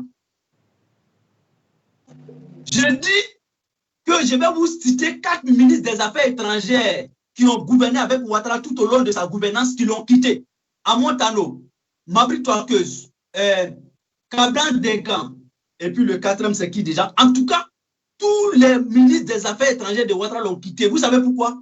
Parce que c'est eux qui gèrent la diplomatie. Parce que, en réalité, diplomatiquement parlant, M. Ouattara a échoué sur tous les plans. Donc, je vais rapidement, pour ne pas oublier les questions, mes gens m'attendent avant de répondre. M. Soro, M. Ndjojo a posé la préoccupation suivante. Mais le CENI, pourquoi l'opposition ne doit pas s'unir s'ils veulent être forte? S'ils veulent être forte, l'opposition est unie. Mais une union se fait de façon crescendo. L'opposition, nous sommes unis. On peut certainement, dans tous les cas, il y a des extrémistes. Oui, sinon, M. Soro, l'opposition ivoirienne est unie. Nous, parce que quand on dit unis, c'est avoir la même vision, le même objectif. C'est que l'opposition a compris aujourd'hui qu'il faut, notre objectif commun, c'est de mettre fin au règne d'un système, le système d'Alassane Dramane Ouattara, et non à l'individu Ouattara, mais au système de M. Ouattara, y compris lui-même et tous ceux qui viennent être candidats dans le système de Ouattara. L'opposition est unie aujourd'hui pour le seul objectif de mettre fin au règne du régime d'Alassane Ouattara. Donc, M. Soro, je vous rassure, je vous assure que nous, opposition, nous sommes unis pour débouter à la tête de l'État de Côte d'Ivoire M. Ouattara. La deuxième question, c'était de M. Kouakou. Il dit où M. Ouattara a fait la rébellion, que moi je dis que M. Ouattara a été à la base de toutes les violences politico-militaires en Côte d'Ivoire et qu'il veut savoir de lui dire où M. Ouattara a fait la rébellion. Alors, que c'est Guillaume Soro, tout le monde a vu que c'est lui qui a assumé. Oui. M. Guillaume Soro a été le porte-flambeau de la rébellion. Mais j'emprunte les mêmes mots de ce même Guillaume Soro qui a dit, oui, j'ai été fait une seule déstabilisation en Côte d'Ivoire, elle date du 19 septembre 2002, et cela, je l'ai fait pour et dans le compte de M. Alassane Dramane Ouattara. Mais qui mieux que Guillaume Soro peut parler de la rébellion? On va me dire non, c'est parce qu'ils ne sont plus ensemble aujourd'hui, mais logique pour logique. Nous nous sommes associés hier pour voler. J'étais protégé parce que tout allait bien. Et le jour où tu es rassasié, tu es en train de vociférer, tu dis, ah, voici le voleur. Mais je vais dire aux gens, oui, effectivement, c'est moi, je partais voler, mais c'est lui qui m'a envoyé aller voler. Et il y a une logique dans ça. Je vais dire par là, pour me résumer, Guillaume Soro, c'est parce que tout allait bien entre lui et son envoyeur qu'il a toujours protégé Ouattara. Et il s'est toujours permis de toujours le protéger si tout allait bien. Et comme M. Ouattara, arrivé au pouvoir, il a planté ses racines, il est rassasié, il veut rôter, il veut que Guillaume Soro rote à sa place. Non, tu as mangé, tu vas rôter. Guillaume Soro a dit à la face du monde, et avant même que Guillaume Soro le dise, aujourd'hui, en France, ici, il y a un document sur la rébellion qui a été déclassifié par le président Macron. Je vous dis, ce document était un document secret, défense. Il a été déclassifié. Ça veut dire quoi? Il est sorti du cadre de secret, il a été mis à la disposition du public. Monsieur Kouakou, vous pouvez aller consulter ce document. Il a écrit noir sur blanc que la rébellion a été faite dans le compte et pour le compte de M. Alassane Dramane Ouattara. Ça, c'était la réponse à M. Kouakou. Maintenant, maman Garanso, qui dit que le référendum, parlant du référendum de l'adoption de la Constitution en 2016, pourquoi M. Soro a fait la campagne et aujourd'hui, vous traitez M. Ouattara de dictateur parce qu'il veut violer la Constitution. Voilà. Madame, ça peut vous dire une chose. C'est que quoi? C'est qu'en réalité, en vérité, Guillaume Soro a fait la campagne pour l'adoption de la Constitution. Et aujourd'hui, il veut que cette Constitution pour laquelle il s'est battu, pour qu'elle soit adoptée, aujourd'hui, son combat pour cette Constitution, c'est de l'appliquer. Parce que ce que vous ne savez pas, maman Garanso et tous ceux que nous suivent, c'est que quoi? M. Guillaume Soro, lors de l'adoption, pendant l'adoption, était qui en Côte d'Ivoire? Était le président de l'Assemblée nationale. Figurez-vous, madame Garanso, oui, la Constitution, avant d'être adoptée par le peuple souverain de Côte d'Ivoire, est passée devant les députés à l'Assemblée nationale. Madame Garanso, je vous informe que M. Guillaume Soro, qui avait la lourde responsabilité de se rassurer d'abord, de mieux comprendre l'esprit et la forme de la Constitution ivoirienne, M. Guillaume Soro est allé voir la Cour constitutionnelle. Et il avait le droit, parce qu'en Côte d'Ivoire, ce sont des institutions qui peuvent saisir la Cour constitutionnelle. Et Guillaume Soro, avant l'adoption de la Constitution, a saisi le Conseil constitutionnel pour s'assurer si l'interprétation de la Constitution que lui, il entend est juste. Oui, tout a été clarifié avant que Guillaume Soro batte campagne pour la Constitution. Oui, Guillaume Soro, dans la Constitution, il est écrit noir sur blanc, M. Ouattara ne peut pas être candidat. Et pour vous le dire, je ne suis pas plus éloquent que Cissé Bakongo, un des juristes qui a pris part à la rédaction de la Constitution. Je ne suis pas plus éloquent que M. Ouraga Oubrou, le président de ce comité qui a été rédigé la Constitution. Je ne suis non plus éloquent que Martin Bléou, qui a dit que M. Ouattara, en aucun cas, peut être président, candidat en 2020. Mais tout cela réuni, je ne peux pas être plus éloquent que le ministre Sansan Kambiré, devant les députés de la nation, à l'Assemblée nationale, a dit et j'ai dit, M. Ouattara ne peut pas être dans l'impossibilité d'être candidat aux élections présidentielles d'octobre 2020.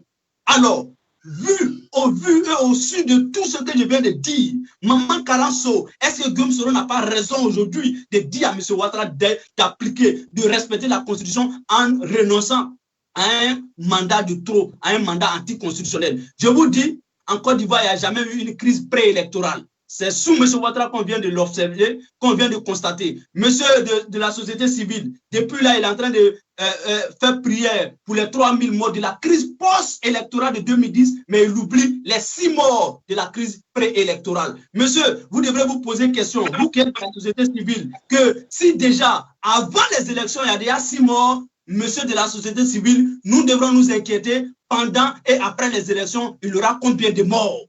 C'est de ça qu'il s'agit. Soyons honnêtes, disons la vérité aux Ivoiriens. Monsieur de la société civile, quand on vient sur ce plateau, on assume sa posture de société civile. On ne vient pas dire ici, oui, Bédié était avec Ouattara, ce n'est pas votre rôle. Je vous informe, vous êtes la société civile. Si vous ne sachez pas votre rôle, alors faites de la politique. Je vous remercie. Voilà. Merci beaucoup. Nous allons ouvrir encore le téléphone pour...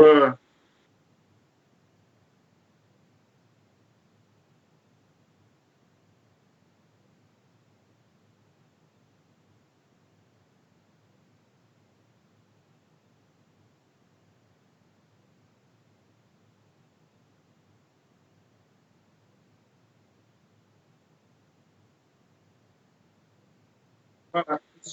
Nous avons reçu, j'étais juste en train de lire ces quelques secondes de silence parce que nous avons reçu une question d'un auditeur, c'est M. Cass. M. Cass voudrait savoir aujourd'hui pourquoi est-ce que la dame de la société civile, on va me rappeler le nom déjà, voilà, Pulcherik Balé, voilà, merci beaucoup. Pourquoi Pulcherik Balé croupit aujourd'hui dans les géants de la Côte d'Ivoire?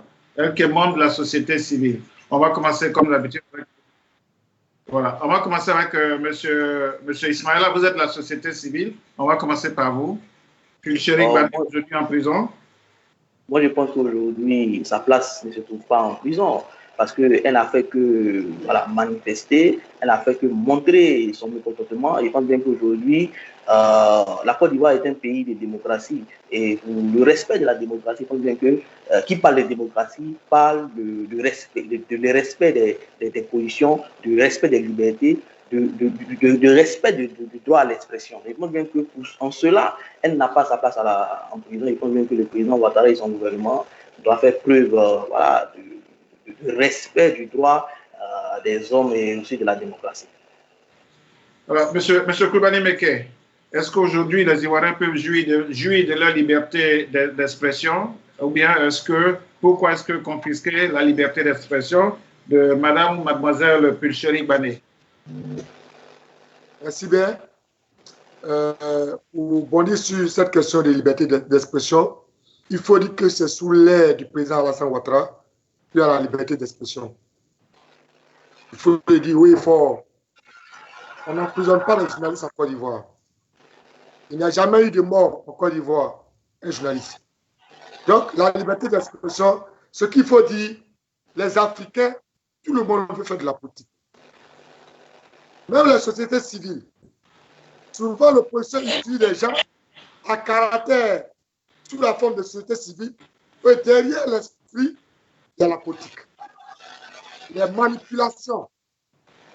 Nous avons vu au temps de Gbagbo, on a vu des religieux qui s'impliquaient dans la politique. Même aujourd'hui, il y a des religieux qui font de la politique, qui tiennent des propos politiques. Ce n'est pas leur devoir. Mais vous voulez que le pouvoir ne se prononce pas? C'est libre. On dit chacun a son champ. Tu fais partie de la société civile, il faut t'exprimer dans le cadre de la société civile. Il ne faut pas rentrer dans le cadre politique parce que la loi ne te permet pas. Dès lors que tu sors du champ, tu dois répondre de tes actes. La dame dont vous parlez,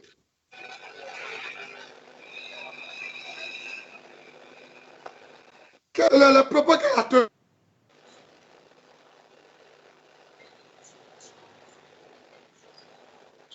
Oui, je crois qu'on a... La loi ne lui permet pas.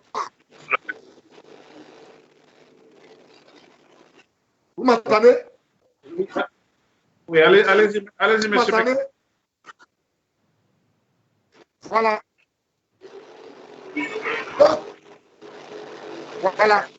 Il faut que les gens arrêtent de toujours lapider le président, de traiter le président de tout. La loi, c'est la loi. Il ne faudrait pas aller créer des sociétés civiles pour masquer les situations, des déclarations, tout ça. Laissez la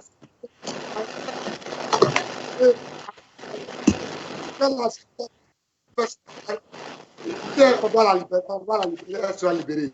Mais avec le président Alassane Ouattara, il y a la liberté d'expression. La preuve, au-delà de corruption,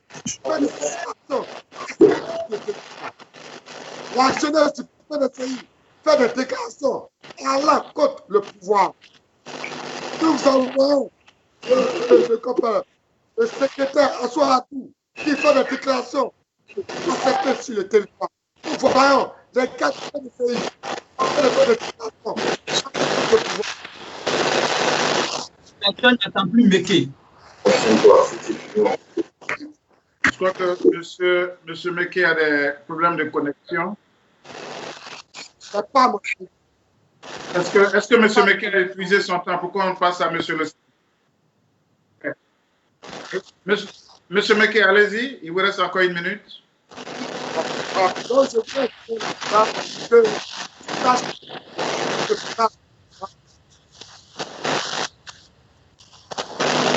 Monsieur Meké, je crois que votre connexion crash. Monsieur Meké, votre connexion. Monsieur Le Seni.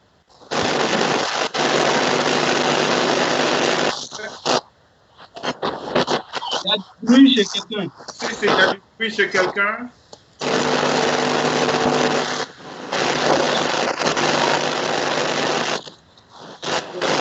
Il y a du bruit chez quelqu'un. Allô? Moi, j'entends. Hein. Est-ce que c'est pas l'écouteur de Ismaël? Voilà. Ismaël, ça va? Monsieur Le Seni, la question que j'ai posée. Oui. Le fait que mademoiselle ou madame Pucherik Bané soit en prison, est-il une confiscation de la liberté d'expression? Est-ce qu'aujourd'hui on peut jouir de cette liberté d'expression dans un contexte politique actuel? La réponse à cette question se trouve même dans la question. Je vais dire quoi? Je vais dire que une dame qui n'a pour seul moyen d'expression le verbe, c'est-à-dire elle ne fait pas de mutinerie. Oh, en Côte d'Ivoire, il y a des bouquets. Il y a un téléphone ouvert quelque part. Vérifiez votre téléphone. On a un dépôt pour que M. Le Seni. Il met un écouteur ou pas? Voilà. Voilà. C'était à son niveau. Voilà. Allez-y, M. Le Seni. Allez-y. Donc, je disais que la réponse à cette question à savoir si en Côte d'Ivoire la liberté d'expression est réelle, on peut toucher du doigt la réalité en Côte d'Ivoire. L'exemple palpable, vous pouvez de le donner. Madame, c'est quoi son nom?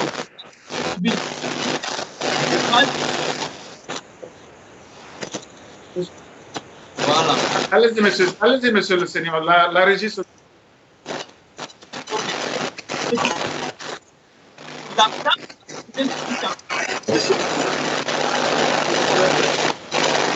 Monsieur le Seigneur, vous permettez, monsieur Ismaël, est-ce qu'on a un problème avec vous? Non, mon micro, ça passe, je n'ai rien fait ici. Hein. C'est ton écouteur. Il faut l'enlever. Voilà. Est-ce que vous pouvez mettre votre sur haut-parleur?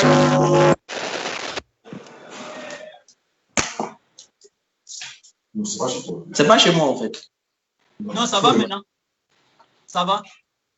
Voilà. OK. Monsieur le Seigneur, allez-y. Donc, monsieur Germain, je vous dis très sincèrement, pour aller droit au but, c'est que en Côte d'Ivoire, la liberté d'expression, elle est bafouée à tous les niveaux. Le seul moyen d'expression aujourd'hui qui est respecté en Côte d'Ivoire, ce sont les armes, la mutinerie. C'est ça, c'est ce langage que M. Ouattara comprend.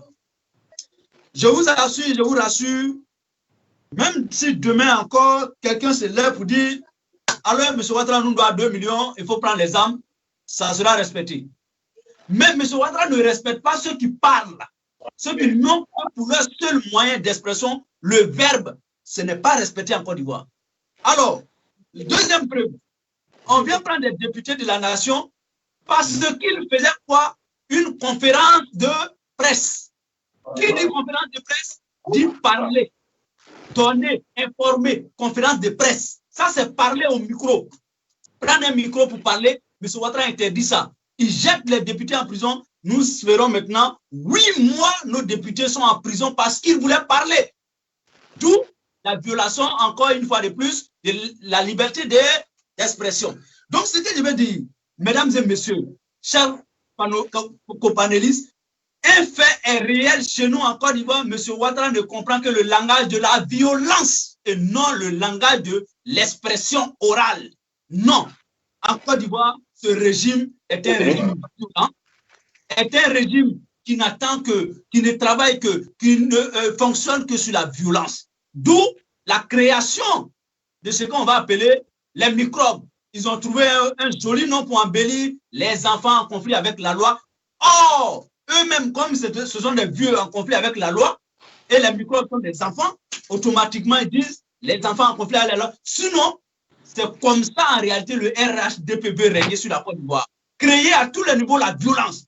Ceux qui ont pour leur seul moyen d'expression, je répète, la liberté d'expression n'existe pas. On me dit que oui, M. Ouattara n'a jamais mis en prison les journalistes. Est-ce que ce monsieur est en Côte d'Ivoire, M. Kébé? Je vous pose la question. Ah bon? M. Ouattara n'intimide pas les journalistes? Ah bon? M. Ouattara n'a pas encore mis en prison un journaliste? Mais diantre, dans quel pays nous sommes? Chers frères, soyons sérieux. Regardons droit les Ivoiriens dans les yeux. Disons oui qu'on ne peut pas parler chez M. Ouattara. C'est pourquoi d'ailleurs, nos mamans sont déterminés. Les jeunes sont déterminés à faire de M. Ouattara ex-président de la République de Côte d'Ivoire au soir du 31 octobre 2020. Merci. Je voudrais rappeler à tous ceux qui nous suivent que nous sommes ce soir en direct via Skype avec M. Coulibaly Meké. M. Coulibaly Meké est le président national de SOFA du RHDP depuis la Côte d'Ivoire. M. Ismaïla Sissavané, il est le responsable du mouvement citoyen Élan Rassembleur depuis le Maroc. M. Loseni Kigbakouri Diomandé, il est cyberactiviste du GPS depuis la France et il est le vice-président de FRDCI.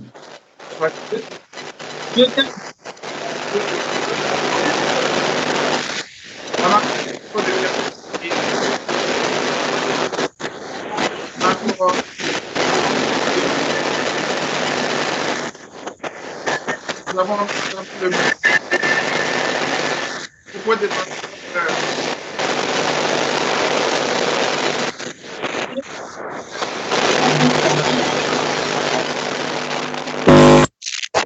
voilà, merci bien. Voilà, je crois que ça. Monsieur Coulibaly Meké.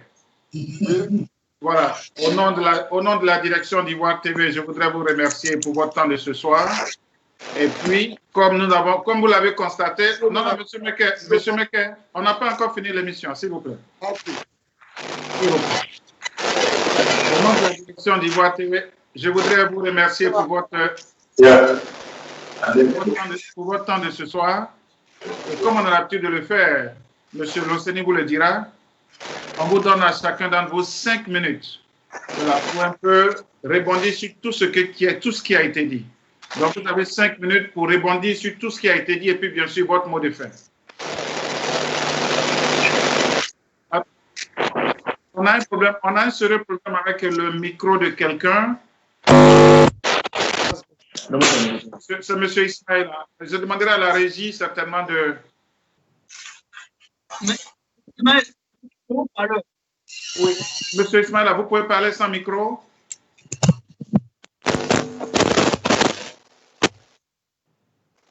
Monsieur Ismaël, vous m'entendez? Oui, je vous entends très bien. Voilà. En fonction, la régie sera obligée de vous enlever du panel. Okay. Voilà. Monsieur Coulibaly Meké, allez-y. Voilà. Donc, comme vous avez dit que j'ai 5 minutes, je voulais d'abord féliciter la chaîne Ivoire TV. Merci beaucoup. Le plateau d'or ce soir, afin que je puisse m'exprimer sur la situation politique en Côte d'Ivoire. Ensuite, je voulais vraiment interpeller les frères de l'opposition. J'ai posé la question aux frères Loseni. J'ai l'impression où j'ai dit, ils me disent à quoi sert cette coalition moribonde que nous vivons en Côte d'Ivoire. Les Ivoiriens sont fatigués des coalitions pour défendre des intérêts. Quand on dit pas de manque de liberté d'expression, je pense que c'est quand ils ont quitté le RHDP qu'ils disent aujourd'hui le président Alassane de cela. C'est ce que nous devrons éviter dans la politique en Côte d'Ivoire. Quand on n'est plus dans le système, automatiquement, on s'incline la sonnette d'alarme. Quand ils étaient au RHGP, il n'y avait pas de manque d'expression. Il n'y avait pas d'emprisonnement.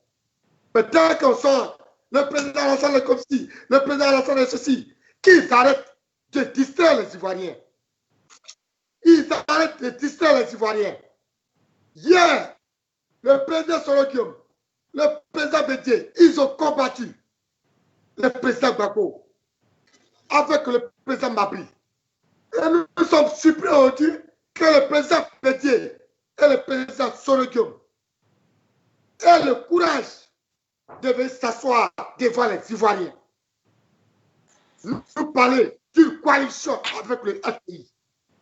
Quel a été leur objectif de 2002 en 2010, quand j'entends le frère le Séni dire qu'il y a une union dans l'opposition? De quelle union qu'il parle? Et il me parle encore de ce quoi que cette opposition, ils ont la même vision. Quand il ne pas de vision des leaders de l'opposition, ils se moquent des Ivoiriens. Quand ils étaient avec le président Alassane Ouattara, à ce moment, quelle était la vision? Parce que tu n'as plus à le président aujourd'hui, tu vas distraire les Ivoiriens pour dire nous sommes dans l'union, dans l'opposition, nous avons la même vision. Quel est l'objectif? Quel est l'objectif? Le frère le Séni, les Ivoiriens sont fatigués des oppositions. Rien que pour venir défendre vos intérêts, rien que pour reconquérir le pouvoir d'État pour vos intérêts personnels, les Ivoiriens veulent vivre en paix. Les Ivoiriens ont besoin du développement. Évitons la politique de vote. Passons à l'intérêt de la nation. 2010, nous avons compté plus de 3000 morts. Et c'est ce qu'on a pu déchiffrer. Passons à la vie de la nation. La politique pouvait se servir. Évitons ça. Nous vous appelons. Passez à la population ivoirienne. Passez à l'intérêt de la nation. Dès qu'un sort de la maison, Alassane est comme si, le RHP est ceci. Je pose la question au frère Soro, le frère de GPS, Kibafoni, qui me disent de quelle vision qu'il parle, qui est en contradiction avec la vision de 2002 à 2010.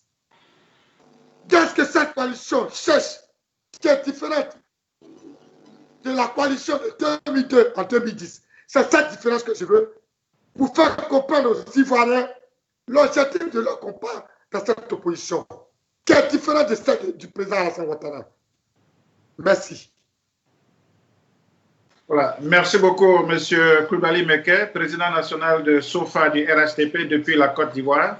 C'est aussi votre mot de fin pour cette émission d'aujourd'hui. Je vous dis que vous êtes libre de revenir sur cette chaîne Ivoire TV pour débattre toujours des problèmes qui concernent notre très chère mère patrie, notre drapeau tricolore. Monsieur Ismaël Assis Savané, vous êtes responsable du mouvement citoyen et il est rassembleur depuis le Maroc. Vous avez aussi les 5 minutes avec votre mot de fin. D'abord, je tenais à vous remercier de m'avoir invité sur cette tribune dans le but de parler voilà, de la vie de la Côte d'Ivoire, de la vie politique de la Côte d'Ivoire. Je pense qu'aujourd'hui, notre message est le suivant. Nous, en tant que jeunes de la diaspora, nous avons jugé nécessaire de prendre le côté de la Côte d'Ivoire, d'évoluer en marge des mouvements appelant à la terreur. Aujourd'hui, je pense bien que, comme je le disais, l'histoire de la Côte d'Ivoire est récente. Ce qui s'est passé en 2010 a laissé des séquelles profondes du côté des Ivoiriens, du côté du peuple de la Côte d'Ivoire. Et je pense bien que pour ces morts, pour ces gens qui ont laissé leur vie, pour ces innocents, pour ces victimes, il faut désarmer les cœurs, il faut désarmer les langages. Je pense bien qu'aujourd'hui, le message que nous voulons lancer aux Ivoiriens, c'est un message de paix, c'est un message de cohésion sociale, c'est un message de, voilà, d'être dans une démarche d'argumentation. Aujourd'hui, il faut éviter les discours politiques guerriers qui vont plonger la Côte d'Ivoire dans l'instabilité. Je pense bien que la politique, c'est l'argument. C'est le projet de société que vous voulez proposer aux Ivoiriens. Donc, il faut s'inscrire dans cette dynamique-là. Mais maintenant, pour rebondir sur voilà, l'intervention du père Loseni qui m'a collé une certaine étiquette. Je me dis aujourd'hui que nous, notre rôle aujourd'hui, ce n'est pas de prendre parti. Notre rôle, c'est d'être du côté des Ivoiriens, c'est d'apaiser les cœurs, c'est de jouer le rôle de conciliateur. Et je pense qu'aujourd'hui, pour l'intérêt nation, il faut savoir raison garder. Il faut, comme je le disais, il faut désarmer les cœurs, il faut désarmer les langages. Parce qu'au-delà de tout, nous sommes les enfants de la Côte d'Ivoire. Nous sommes obligés d'être ensemble, nous sommes obligés de vivre ensemble. Je pense qu'aujourd'hui, le jeune Ivoirien doit s'inscrire dans une dynamique de lucidité, dans une dynamique de, ce que dit ainsi, voilà, de raison. Parce que depuis les années 90, la jeunesse ivoirienne a été infantilisée. Les gens, lorsqu'ils ont besoin de la jeunesse, on les mobilise dans des idéaux incongrus et après on les oublie. Je pense bien qu'aujourd'hui, 2020, c'est une année décisive. Aucun Ivoirien ne doit mourir pour ses politiciens férus. Voilà mon message que je voudrais passer ici. Monsieur Loseni Kigwafori demandé, cyberactiviste, vous êtes le vice-président. Tout à l'heure, je crois que vous essayez de me corriger. C'est le FRDCI. FRDC. FRDCI. Oui, allez-y, monsieur. Le FRDCI, donnez-nous la définition du FRDCI. C'est le Front républicain pour la défense de la Constitution. Merci beaucoup. Vous avez 5 minutes avec votre mot de fin. Alors, d'abord, je voulais commencer par 2 petites questions. Malheureusement que M. Kébé n'aura plus l'occasion de répondre, mais je vais répondre à sa place. M. Kébé, j'aimerais vous demander, est-ce que vous savez que le président Alassane Dramane Ouattara a été vice-président du PDC-RDA? Oui, sous Houphouët-Boigny. Monsieur Kébé, est-ce que vous savez que le président Alassane Dramane Ouattara a été en alliance avec le président Laurent Gbagbo? Oui, dans le Front républicain en 1995. Ah donc, est-ce que vous êtes en train de nous dire que c'est parce que M. Ouattara a changé de posture qui dit que Béguier, ivoirité, etc. Chers frères, la politique, c'est la saine appréciation des réalités du moment. Donc, j'ai dit ici au début de cet entretien ici, que quand tu te mets en couple avec quelqu'un, que ce soit en mariage naturel, normal, entre une femme et un homme, et quand ça ne va plus, on appelle ça le divorce. Vous vous séparez, il y a séparation des corps. En politique, c'est pareil. Donc, nous sommes en alliance, si vous voulez que je parle ainsi. Nous ne sommes plus avec M. Ouattara parce qu'on a estimé qu'il a failli. Parce que c'est un contrat. L'alliance, c'est un contrat qui te lie avec un individu, bien avec des idéaux. Le jour où tu ne retrouves plus là-bas, tu dis merde. C'est ça le courage politique. Et Guillaume Soro, il en a. Il s'est dit non quand il le faut et oui quand il le faut. Aujourd'hui, on le voit. Avant que M. Ouattara, le 26 janvier 2019, appelle les Ivoiriens à aller à un parti unifié, Guillaume Soro lui a dit non. Parce qu'il dit, la Côte d'Ivoire n'est pas encore prête à aller au parti unique. C'est de nous faire reculer encore. Parce que c'était ça la vision de M. Ouattara, parti unique. Et l'histoire et les faits et le temps donnent raison à M. Guillaume Soro. Tous ceux qui l'ont suivi, ils sont où aujourd'hui? Daniel Kablan-Dekan, Mabri Touakeuse, Amontano et j'en passe. Chers frères, c'est pour te dire que nous sommes aujourd'hui sans Ouattara, parce que M. Ouattara est un homme infréquentable. Il ne conçoit l'amitié ou la fraternité ou bien la collaboration en termes de soumission. M. Ouattara est un homme qui veut se mettre au-dessus de tous les hommes. Il se croit un demi-dieu et ce n'est pas moi qui le dira. Mais M. Amadou Soumaoro, actuel président de l'Assemblée nationale, a dit qu'après Dieu, c'est Alassane Ouattara. Donc, pour finir, je regarde les Ivoiriens droit dans les yeux et je leur dis, la Côte d'Ivoire a un seul problème, la Côte d'Ivoire a un seul mal, la Côte d'Ivoire a un seul comme ennemi, Alassane Dramane Ouattara et le système du RHDP. Ivoiriennes et Ivoiriens, l'heure est grave.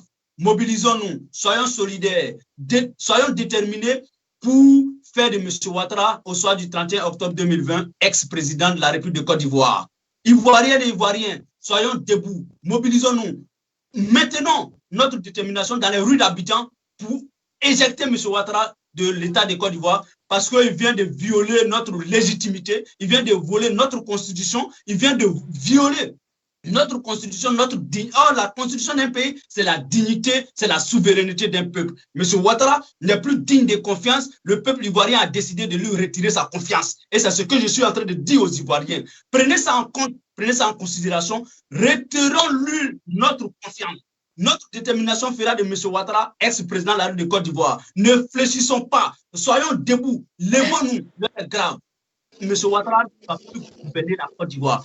Dès son entrée en jeu en Côte d'Ivoire, il nous a prévenu, je rendrai ce pays ingouvernable. C'est le moment qui est arrivé pour M. Ouattara de rendre la Côte d'Ivoire ingouvernable. N'acceptons pas, Ivoirien. Oui, il a promis, mais l'heure est arrivée. Nous voyons déjà les prémices d'une guerre civile en Côte d'Ivoire, d'une guerre intercommunautaire et même d'une guerre religieuse. Je vous dis, M. Ouattara est capable d'allumer le feu en Côte d'Ivoire. Nous le voyons venir. Nous allons le stopper dans son élan de violence, de déstabilisation de la République de Côte d'Ivoire. Nous n'allons plus accepter un coup d'État. D'ailleurs, M. Ouattara est en train d'opérer un coup d'État constitutionnel sur la Côte d'Ivoire et nous n'allons pas accepter en tant qu'Ivoiriens. Nous n'allons pas accepter en tant que patriotes. Oui, je suis militant, mais je suis d'abord patriote. Je remercie Ivoire TV de m'avoir donné cette victoire ce soir pour m'exprimer avec mes co-panélistes. En tout cas, je pense que le débat a été plus ou moins courtois et je pense que nous nous reverrons encore ici pour faire le bilan de la forfaiture de M. Ouattara. Monsieur de la société civile, il y a déjà 6 morts. Je vous rappelle ça encore pour dire qu'une élection qui n'a pas encore commencé, vous qui êtes de la société civile, levez-vous dès maintenant pour jouer votre rôle, pour jouer pleinement votre rôle. Il y a déjà 6 morts. Et ces 6 morts, ce ne sont pas des opposants entre eux qui se sont entretués. Ces 6 morts-là ont été causés du simple fait que M. Ouattara ne veut pas voir un opposant dans les rues d'Abidjan pour exprimer sa volonté de voir M. Ouattara éjecté de la tête de l'État de Côte d'Ivoire. C'est pourquoi il y a eu 6 morts et 100 et quelques blessés. Je déplore ça. Et ici, avant de continuer, j'aimerais très sincèrement prier, en tout cas, les conditions les plus attribuées à toutes les victimes. Voilà. Vraiment, merci beaucoup à vous. Et je rappelle pour finir, nous n'avons jamais été un RTP. Qu'on me prouve ça. Sinon, Guillaume ne l'a jamais été. Merci beaucoup, M. Loceni. Merci beaucoup, M. Loceni. Je voudrais remercier tous les panélistes de ce soir. Je voudrais également vous dire, M. Koulibaly Meke, M. Ismaïl Assis Savané, M. Loceni, je voudrais vous dire que Ivoire TV, c'est la chaîne des Ivoiriens. Autant que vous souhaitez, vous allez toujours passer. Nous allons programmer des débats sur ce plateau entre vous et puis d'autres personnes que vous souhaiterez bien sûr débattre. Contactez-nous si vous voulez avoir des débats avec qui que ce soit. C'est votre télévision, c'est votre chaîne, c'est la liberté d'expression sur Ivoire TV. Comme vous l'avez constaté ici, nous donnons la parole aux enfants, aux fils pour qu'ils s'expriment. Je voudrais vous remercier à mon nom personnel et au nom d'Ivoire TV. Et je voudrais demander à tous ceux qui nous suivent maintenant de ne pas oublier de s'abonner sur notre page Facebook officielle Ivoire TV et puis bien sûr sur notre page YouTube. Je voudrais aussi vous dire que demain, à la même heure, j'aurai une émission avec M. Ange Olivier Gras et M. Soumaré Pierre Ali. Nous allons parler de la Constitution en Côte d'Ivoire. L'émission de demain, le thème sera « Situation sociopolitique en Côte d'Ivoire, limitation du mandat présidentiel, que dit la Constitution ?» Bonsoir, messieurs, dormez bien. Et puis nous prenons rendez-vous pour la prochaine. C'était Jérôme Kwasi depuis New York. Bonsoir à vous. Bonsoir, merci. Merci, M. Jamin. Merci, Jamin. Mais je pense qu'on est hors.